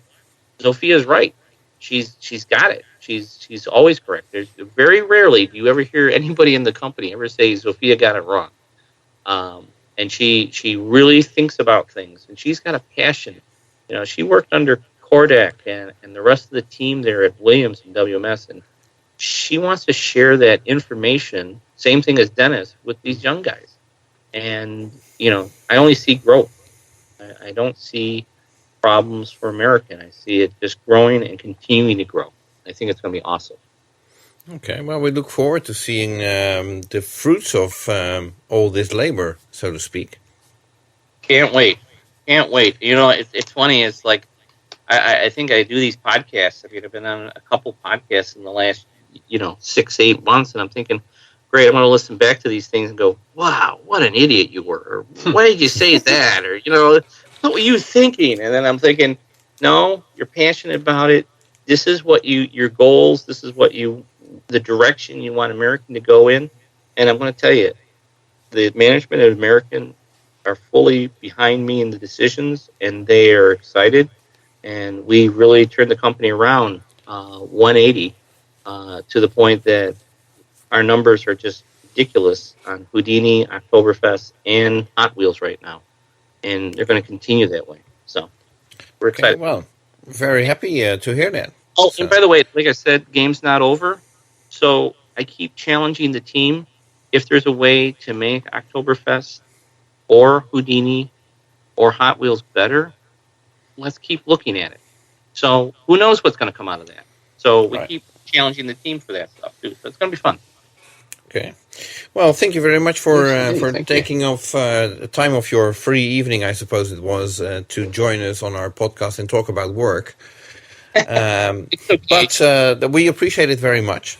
I appreciate you guys and the passion that you guys bring, the journalistic integrity that you bring toward your podcast, and that you are very, you're there, guys. You definitely, Martin, all those years with the BBC, you can tell he's got that, feels like he's right there on the front lines taking care of the news. And same thing with you, Jonathan, with all the magazines that you put together and the good stuff that you guys have done over the years, especially with your podcast. There's a reason there's a lot of people that listen to you guys. There's very good. Well, thank you again, David. Thank you, and Much we look appreciated. forward to hearing from you very soon about the release of the fourth title. Got it. Sounds great. Yeah, thanks very much, David. That was excellent. So some very interesting points there from that interview. In particular, I would highlight that they've got games 5, 6, and 7 in development as well, which they haven't even announced 4 yet. But and that 5 and 7 are both going to be Dennis Nordman designs. So Dennis is busy now. He's got his feet under the desk there. And 4 and 6 will be from the more junior designers. Yeah, Wait. so plural, that is. So it's not just one, but the way I understood it, it's at least 2. Yeah. And, well, who knows what announcements will be made after Game 4 has been announced in terms of personnel joining American Pinball. Yeah, so there's a whole series of announcements obviously coming up. Number 4, who else is working on apart from the designer of that game, and we've got, of course, Jack Danger's Dead Flip stream starting. I think this Thursday. Yes, so that's this Thursday. Wow. Yes. So that's soon. My guess there is it's probably going to be new code for the existing 3 titles, Houdini, Oktoberfest, and Hot Wheels. Yeah, and with but, Jack demonstrating it. Yeah, and I'm expecting Jack to demonstrate one game at a time, so that makes it already 3 different shows, I suppose. Yeah, Yeah. And every in the 2 meantime, weeks. they might have new code developed for an older title, so they might keep coming back. Yeah, I don't think they'll be bringing out any code for Magic Girl though. But No. But let's say they this Thursday they show Houdini, and 2 weeks later they show Oktoberfest and then Hot Wheels, and after that they could go back to Houdini, for which newer code has been written in the meantime. yeah, absolutely. So good to see that those 3 titles are still selling well, and Hot Wheels especially is on fire, as David said. So, okay. Well, thanks, Dave Fix, for coming on the show, and also very interesting to hear all the plans for Pinball Expo. Hopefully you and I will be able to go there, although I have to admit I'm not counting on it. So Yeah, I think it's 50-50 at best, as it has been for several months. So we'll just have to wait and see, because so much changes so quickly. But unless America actually allows either your UK or EU visitors in, then we're not going. So that's the big one that we need. And also they need to recognise whatever vaccinations we may have had as being valid and allowable. So yeah, there's a lot needs to fall in place, and hopefully it will. But as I say, 50-50 is my best shot at the moment. So I'm only booking things which can be cancelled, so not doing anything that's non-refundable. Right. Okay. So, well, so there's a couple of companies that we haven't discussed yet. I suppose there's. Well, I tend to say there's not that much news, so we expect we can go through them quickly. But who am I kidding? Yeah, we always manage to find something to whittle on about. Right. Okay. So Jersey Jack Pinball. Yes, new version of code for Willy Wonka, which is very interesting. There's this Joe Shobo has rewritten basically the entire game, but to make it easier to reach the wizard mode. Obviously, they were getting feedback that the ultimate wizard mode in that game is almost unachievable, and maybe it wasn't that much fun to keep trying. So there's a new version of it, version 2.0. As is the general numbering system for completely different versions. So as in Brighter Pinball 2.0, we now have Willy Wonka 2.0 as well.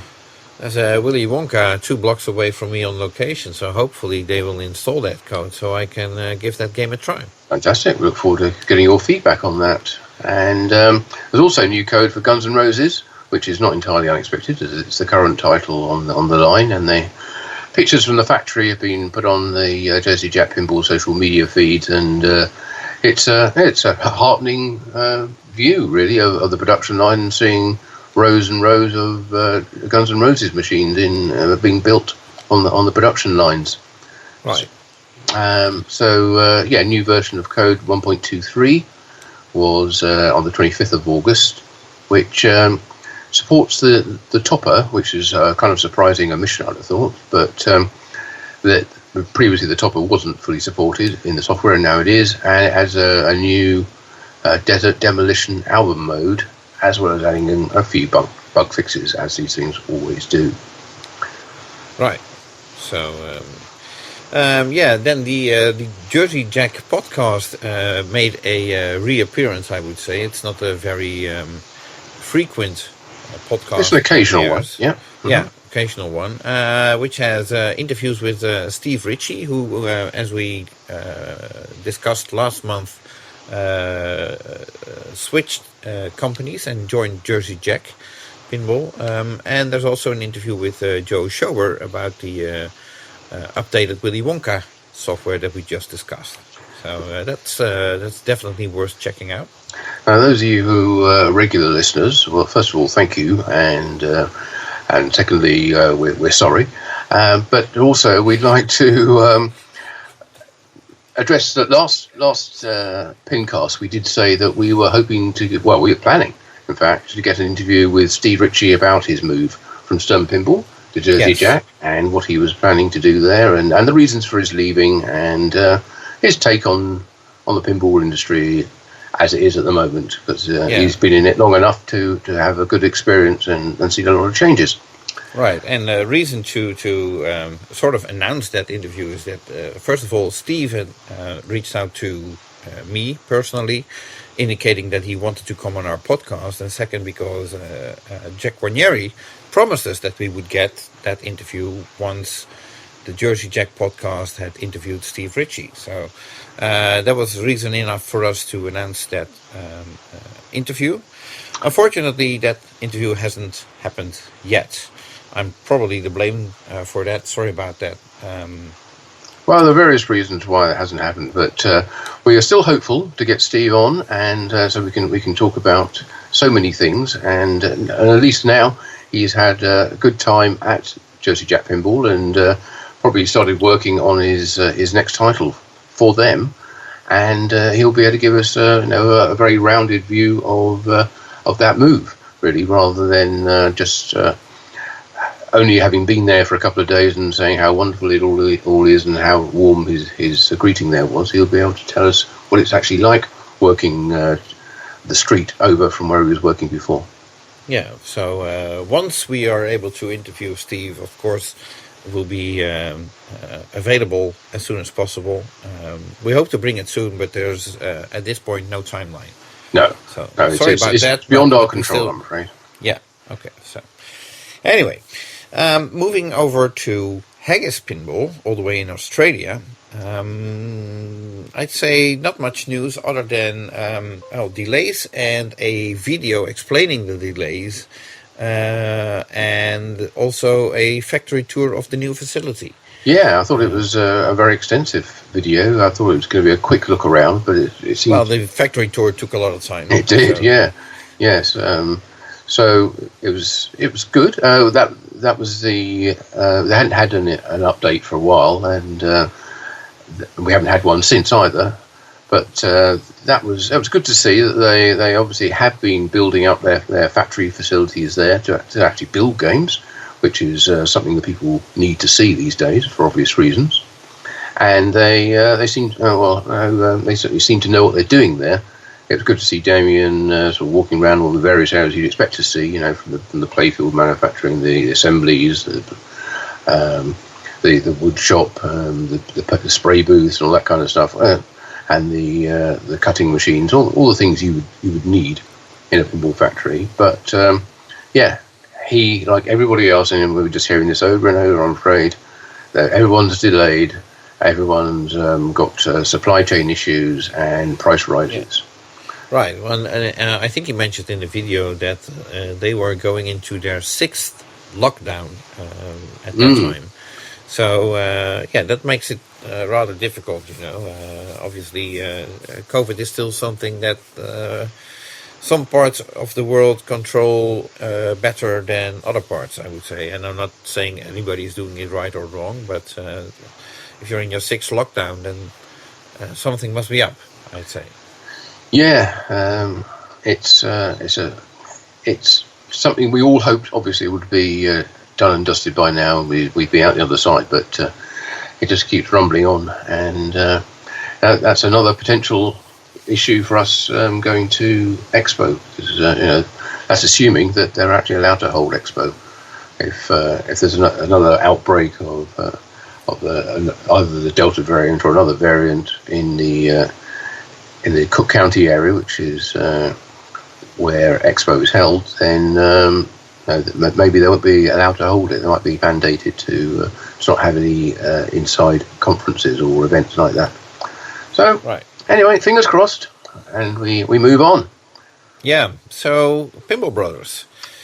Yeah. Or, that's the company behind the Alien Pinball, former Highway Pinball title, and now being produced by Pedretti in Italy. They have been shipping games. I think the first games just arrived in Australia. Mm-hmm. And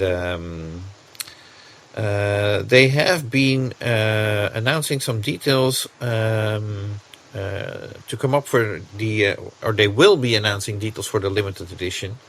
Or limited version, as they call it, that's on right. September 24th. And that game is supposed to go into production in the 4th quarter of this year. It's interesting that on the box of in which the game ships, there's 3 boxes that can be ticked. SV for standard version, LV for limited version, and then there's also a box that says XV. And extended version, maybe. I have no idea what it is. It's sort of at least that up for speculation, but it could indicate that there could be a 3rd model of the game coming up. Yeah, that'll be interesting. They also announced the price for the limited version as well, which is higher than it was originally announced in December. At that time, they said the limited version would be $9,999, and the standard version would be $7,777.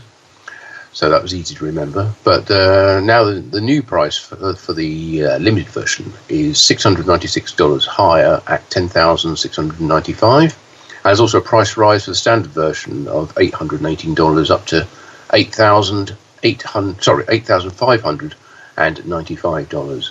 So yes, the price rises there of around about £700 or £800 on those 2 models. Right. So what I'm curious about, and this is slightly off topic, but since we're talking about these price increases, which obviously has to do with increased shipping prices and shortages of parts and so on, which is all related to COVID. Now,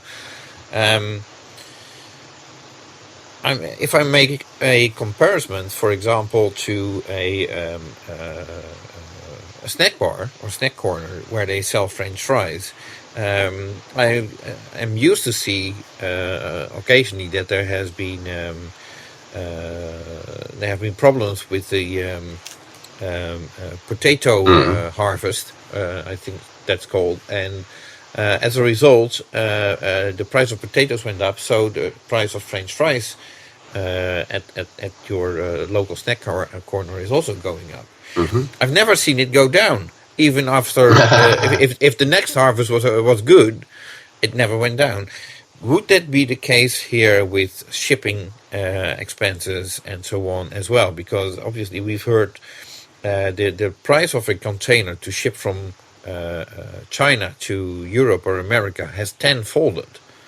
Yeah. Is that going to be reduced again once containers are back in place and ships are back to their old normal, I would say, because companies might also figure like, well, they are used to paying it right now, so we keep that price. Well, that's right. I think they need to look at the numbers and see whether they had fewer sales when the price went up, or whether the sales numbers remain the same and they're not making any more profit at the moment. But if the costs of fulfilling those orders goes down, then that'd be more profit for them. Yeah. In due course, of course, there will be inflation. The inflation is rarely negative on the sort of parts that go into making pinballs, and the price of shipping them around the world. So, in due course, even if they were making more money now, in a couple of years' time, that inflation means that extra profit would have been absorbed. It just means they wouldn't have to put the price up again later. Right, but it probably also indicates that the prices of second-hand pinballs will continue to increase, because if people make the comparison like, hey, for that kind of money I can buy a new game, in a couple of years, where your Theater of Magic, for example, could now do, if you're lucky and have a beautiful one, $6,000, for example. In 2 years' time, that might be $8,000, because you're not going to buy a new Theater of Magic anywhere else, and if you want to buy a new game, that's probably also $8,000 to $10,000. So, if you want to, people tend to pay more and more and more. Well, is there no limit to the market for pinballs? And it seems like all these companies are pumping more machines into the market. Most of the existing ones are still there. They don't get broken up, or they don't wear out, or if they do wear out, they can get refurbished. So the market must be growing continuously to take all these extra machines. Right. So, which is great. I mean, but hopefully it means that there are more people getting into pinball, and not just that people's collections are getting bigger. Because probably both. Yeah. But if the industry is able to expand the market base, then that's great. And pinball is still hot, as we've seen. It still gets plenty of coverage in mainstream media, which is a nice bridge to our next story, really, which is about Spooky Pinball, because there's not a massive amount of news from them, but there was an interesting article in mainstream newspaper about the artist on the Ultraman machine. That's Matt Frank, and that was in a San Antonio artist. It said so. San Antonio is getting a good few shout outs in the pinball business, both good and not so good. This is definitely one of the good ones. I could read you the link to the article, but a lot easier if you just go to Google or your favourite search engine and just type in Ultraman Matt, M-A-T-T, Frank, F-R-A-N-K, and it's probably going to be the top search result, or top result from that search. It's Express News. Anyway, is the paper or the news feed, and it's an interesting article on his work and the work he's doing for Spooky on the Ultraman game. Right. Okay. So, and if this was all too much for you to remember, I will be providing the link in the Pinball Magazine newsletter as well. So make sure that you're subscribed to that, and that will save you searching on Google to find the article. Yeah. Good plan. Yeah. Okay. So let's head over to your side of the pond, and also your part of Europe, as we see what's been going on with Barry at Dutch Pinball. Right. Well, I happened to be talking to Barry earlier this morning. There's a couple of his employees currently on vacation. School holidays and so on are in this period, so that's not very strange. Mm-hmm. And they are soon expected back at work, which means that he can ramp up the production of the Big Lebowski further. In the meantime, Dutch Pinball did reveal a new code update, version 0.56, with a couple of tweaks, some changes to the test menus, and quite a few bug fixes. I haven't played the game with the new code yet, but I look forward to playing it soon. Mm-hmm. And it's also interesting that they got some new people joining.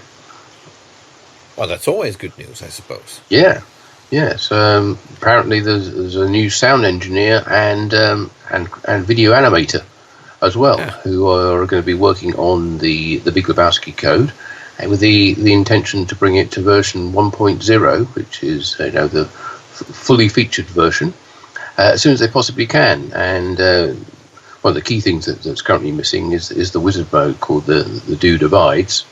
And that's a priority for Dutch Pinball to get that code completed, so they can start working on future titles. Right. Okay. Well, that's about it for Dutch Pinball. Of course, I did talk with Barry. We discussed many things off the record, so I can't repeat them here. Sorry about that. Okay. Well, one place we're not going to get any news is from Pinball Adventures, and no news from them. Their website at pinballbuzz.com is still offline or still down, so it's being redone, and as it has for several months. That Pinball Adventures and Pinball Buzz is the publishing arm of it, which is where the website was hosted. The other other business of Andrew, who runs all these operations, is called Pigeon Patrol in Vancouver, I think it is. pigeonpatrol.ca. That's still online and still being updated. There was a new blog item just yesterday. So not all his websites have vanished, but unfortunately no news out of Pinball Adventures. Right. I did check the Team Pinball Facebook page as well. Team Pinball has been designing some of the games that are supposed to be manufactured by Pinball Adventures, but their latest update is also from a couple of months ago. Now, I do recall that you attended the UK Pinball Show, or whatever it's called these days. I did, yes. UK Pinfest is the name. UK Pinfest, okay. Which I'd like you to talk about as well. But what I'm tying in with this subject, did you happen to run into any of the Team Pinball members? Funnily enough, I did. I ran into Janos, who was there to buy some parts from the vendors who were set up there. Well, we didn't actually talk about the Pinball Adventures game because What did he say? Well, no, we didn't talk about it because we were talking about another potential project, another retheming, which I was able to send their way as a promotional pinball that was rethemed for a particular company. And if it had happened, then I would have been doing a story about it. But unfortunately, the timescale was just a little bit too tight for that to be pushed through in the time available. So that's something which is probably going to happen in the future with an upcoming product launch. But right now, that didn't happen. So we talked about that. We didn't talk about Pinball Adventures because basically it seems a pretty sort of dormant project at the moment. No one is showing any signs of any progress on it. Right. Okay. Well, if there's any news, hopefully we can report it soon. Yes. Just on the we're talking about UK Pinfest, and going back to something we talked about earlier, they did have the Pinball Brothers Alien machine next to the Highway Pinball Alien machine, so it was interesting to do the comparison between the two. I didn't get a chance to play them because they were in use all the time and I was busy reporting and didn't have that much time to play. But I kind of still like the look of the Highway Pinball one. It looks more interesting. The sort of standard cabinet shape, I think, doesn't make it stand out in the way that the more rounded, taller back box the Highway Pinball one did, and of course it doesn't have the rotating beacons on the top either, so that's another feature that's missing, and doesn't have the big screen, which is also a shame. But on the other hand, it's a production version, and it's going to be more reliable, one would hope.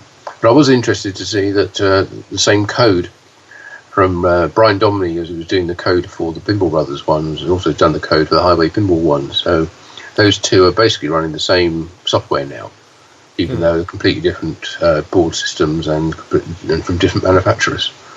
So other than that, it was a great show. Congratulations to everyone involved in the organisation of it, particularly Phil Murphy. And thanks for his assistance in that. There was 101 pinball machines. It was definitely quieter. I'd say 101 free-play pinball machines. There were 10 in the main tournament. There were 8 in the classics. There were 2 NBA Challenge machines as well. So, and there were another 4 that were set up in the lobby, which were the on paper play or high score tournament machines. So. And they were the most recent ones. They had things like Mandalorian there, a couple of Mandalorians there, and Avengers in the Infinity Quest was there as well, and Turtles as well. So at least you had a chance to play those. Absolutely, I still haven't played anything new after Stranger Things. Yeah, I didn't get a huge amount of time, but one game that I did play probably about 3 or 4 games on was Avengers Infinity Quest. And I quite liked it. I thought it was an interesting game. It had some nice shots. And the rules seemed understandable to me, which is something which everybody there was saying. No, I said this just now, and it bears repeating that the rules are too complicated for the majority of modern games. But people seem to understand that and appreciated it. So it was a profitable show, apparently. Even though there was probably only about 60% of the normal numbers there, but that meant it wasn't packed and you could get on a game. It wasn't too hot in the hall, and overall it was a very pleasant show. I spent most of my time talking to people, which is probably why you will hear I've got a slightly deeper voice now than normally have. So sexy. Oh well, baby. But calm down, steady, Jonathan. Yes, so I spent a lot of time talking to people and ended up with a hoarse voice at the end of every day, just because after 2 years of not going to shows and not going to any mass gatherings at all, spending the entire day talking to people did take its toll. But it had nothing to do with all the beer that was consumed at all, of course. No, of course not. No, you have to keep your throat wet if you do so much talking. That's right. So. Well, UK Pin Fest will be back next year, and I thoroughly recommend it. And of course, there's a full article about it on Pinball News. Right. Yeah, I regret not being able to go, but you were missed. Yes. Yes. A lot of people asked whether you were coming along, and a lot of people were also complimentary about this particular podcast. So, right. Thank you for all the nice comments. Right. Okay. So let's do a quick roundup of all the other news that is currently available. I'll let you take the first one. Okay. Well, our old friend Christopher Franchi, famed pinball artist and artist in general, really. He's not doing pinball stuff at the moment, at least not for production games, maybe games in development. But he is doing. He did do the Batman 66 artwork amongst other games. And he's offering some Batman posters, limited to 66 prints. They are 20 inches by 32 inches and basically show Batman and Robin climbing up the side of a building, pulling a rope with the bat signal in the background in a sort of typically stylized way that matches what's in the Batman 66 pinball. These are available, as I say, limited to 66. It's $200 each, and which includes shipping in the US. I think it's $175 plus $25 shipping. Only available in the US. No, he's not prepared to send them internationally.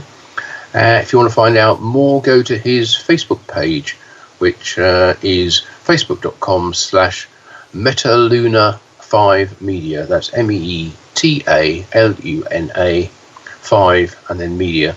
And it doesn't matter with the Casey on it. just facebook.com Metaluna5Media, and he will have details of how to contact him to order one of those. Yeah, there's actually more news about Christopher Frenchy, as last night he announced, or he actually showed on his on the same Facebook page that you just mentioned, an alternative translate for Halloween. Yes. By Spooky Pinball, but apparently he didn't get the permission to move forward with that, and he doesn't want to go into too much details. But you can take a look at what the artwork looked like. Yeah, it seemed a bit annoyed, shall we say, that all the work he put into that then wasn't ultimately able to be used. Yeah. So, but do take a look at Metaluna5Media on Facebook, and the link will also be available in the Pinball Magazine newsletter, as I mentioned earlier. Along with pictures, I'm sure. Oh yeah, definitely. Okay. So, then we also have some news from Ryan Claytor, who is a comic book artist, I suppose you can call him that, an illustrator and lecturer. Yes, and he published Coin Up Carnival #1, which featured the story of Wayne Nyans, which is also extensively covered in Pinball Magazine #5. But Ryan actually featured it as a sort of comic book story in Coin Up Carnival #1. And, well, there's some news about that. Which is that the first issue of Coin Up Carnival will be in the upcoming Diamond Previews edition, which is sort of a catalog for comic book stores, where they basically order their stock. So that could mean that lots of more American and international comic book stores might decide to stock up on Coin Up Carnival #1. Yeah, absolutely. Yeah. Again, the link to that will be in Jonathan's newsletter, which will be available in a couple of weeks' time, you think? No, a couple of weeks. No, later this week. Oh, right, that's soon. Okay.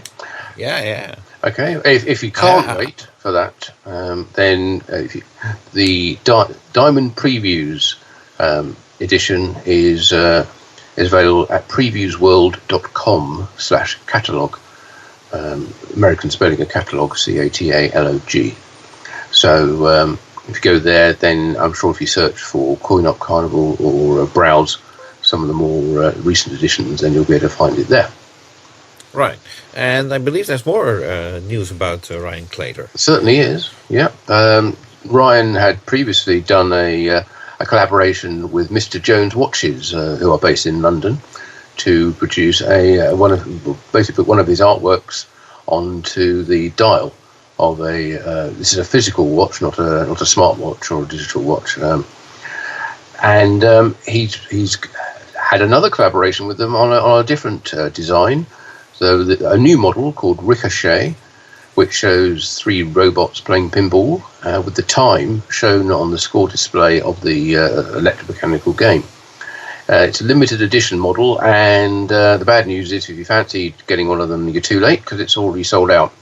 The price was £245 UK, which is around about, I guess, about €300 or a little more in dollars. But the good news is that there are plans for more designs to be produced. So if you would like to go and see what you missed out on, or will even be put on a waiting list for future releases, then if you go to mrjoneswatches.com and then have a look in the men's watches, and there's the Ricochet one, you can see how it looked. There was apart from the actual numbers appear all the time, appearing in the score window, there was also a sort of second hand, but it's like a disc which spins, but it's underneath the playfield, and it makes it look like the lights are changing colour or flashing on the playfield every second, which is a nice added feature. So it looks a very a very attractive product, and I'd be certainly looking out for the next one. The only negative I could possibly say to it is it's not great if your eyesight is not perfect and you want to know what the time is, because the actual digits are quite small. But it's a very attractive looking timepiece, and as with all Mr. Jones watches, it's very nicely put together. So here's waiting for the next Ryan Claytor Mr. Jones watches collaboration. Okay. So, well, in previous episodes we already mentioned that the Museum of Pinball in Banning is closed, and they will be auctioning off their entire collection of over 1,100 units, pinball machines and arcade games. Mm-hmm. And the news is that this auction will take place during the month of September in 2 weekends, spread over 2 weekends. The first weekend is the 10th to 12th of September, and the second weekend is the 24th to 26th of September. Yeah. The auction is being organized by the Captain's Auctions Warehouse, and there's a catalog available on their website, and you can register, or you need to register to place a bid, of course. And it's well, of course, once you go through the catalog, each item has a catalog number, and the schedule for the dates also indicates which lots will be auctioned off when. So, so if you're interested in buying one or more of those games, then you can easily find out which dates you should be keeping a close eye on that auction. Yes, you can bid either in person if you happen to be wanting to go to Banning and browse the machines themselves, which you can do actually on the morning of each day of the auction.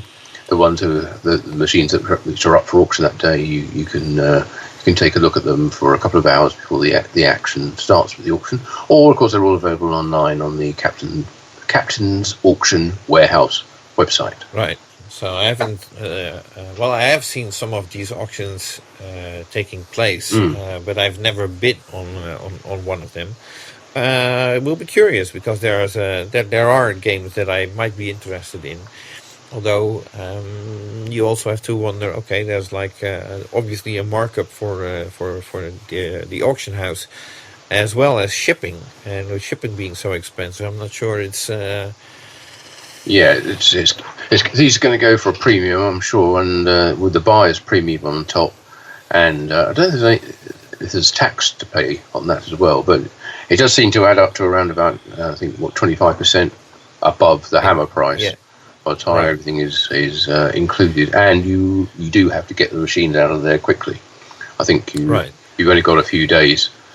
If you don't, well, it will be interesting to see. Of course, I think there's 1,322 lots that are being auctioned, or at least the numbering goes up to that number. Mm-hmm. Now, usually when there is a huge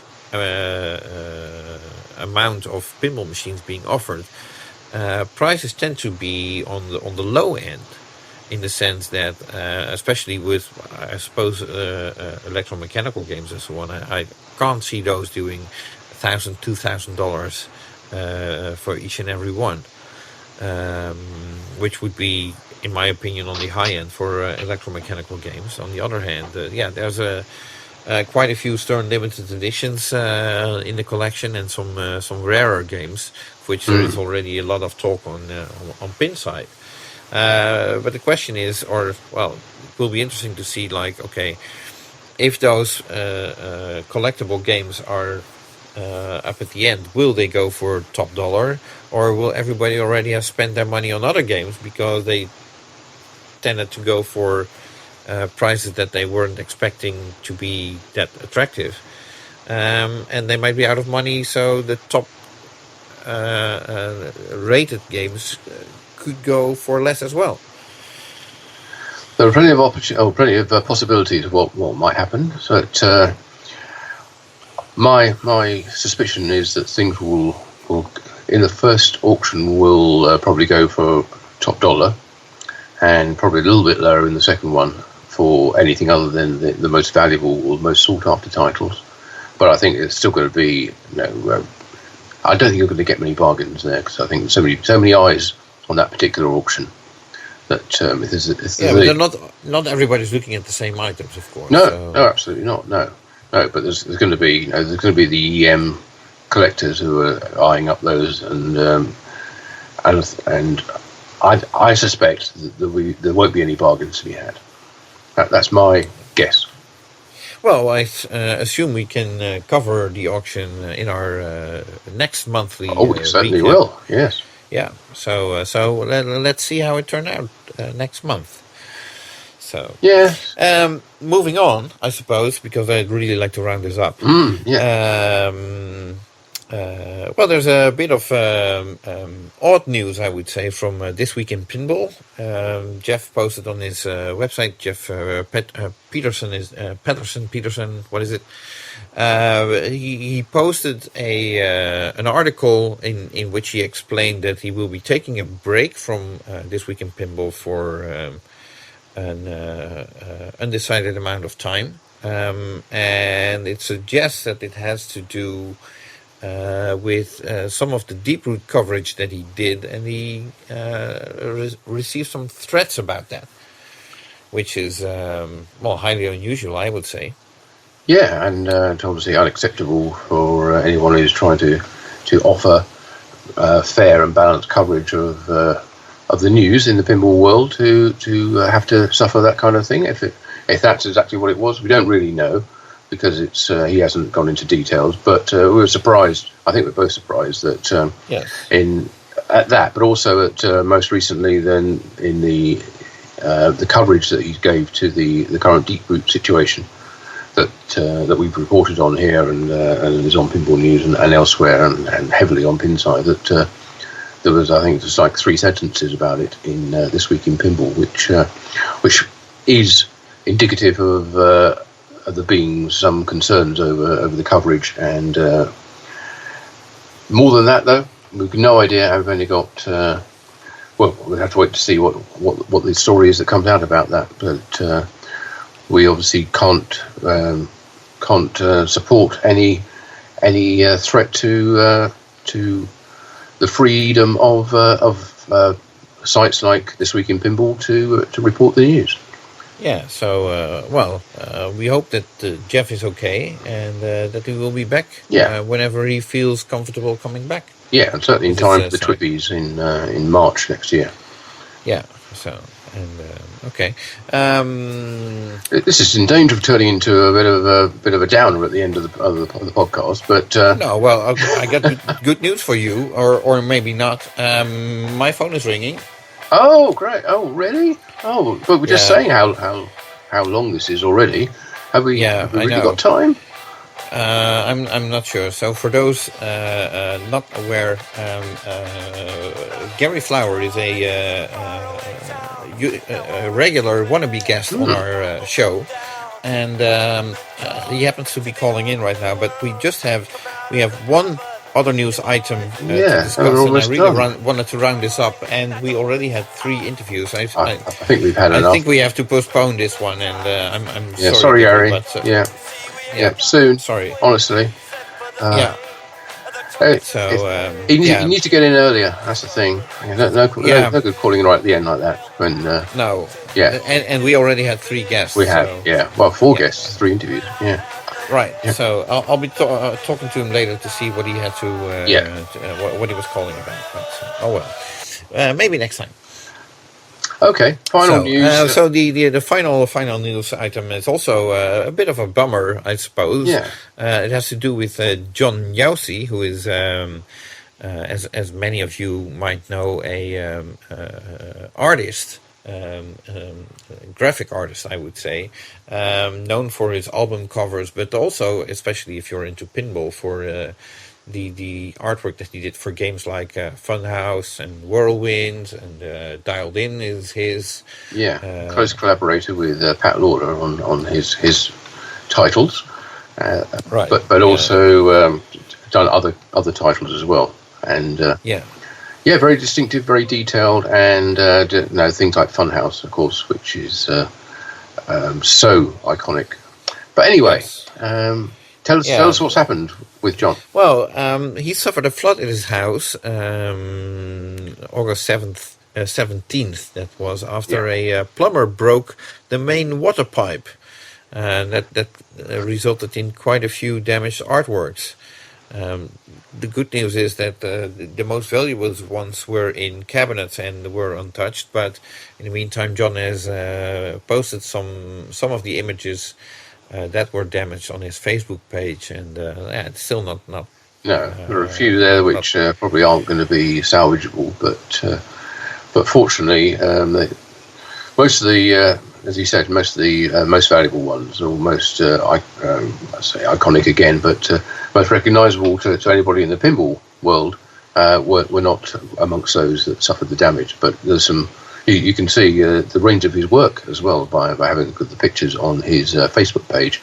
That's John Youssi, Youssi.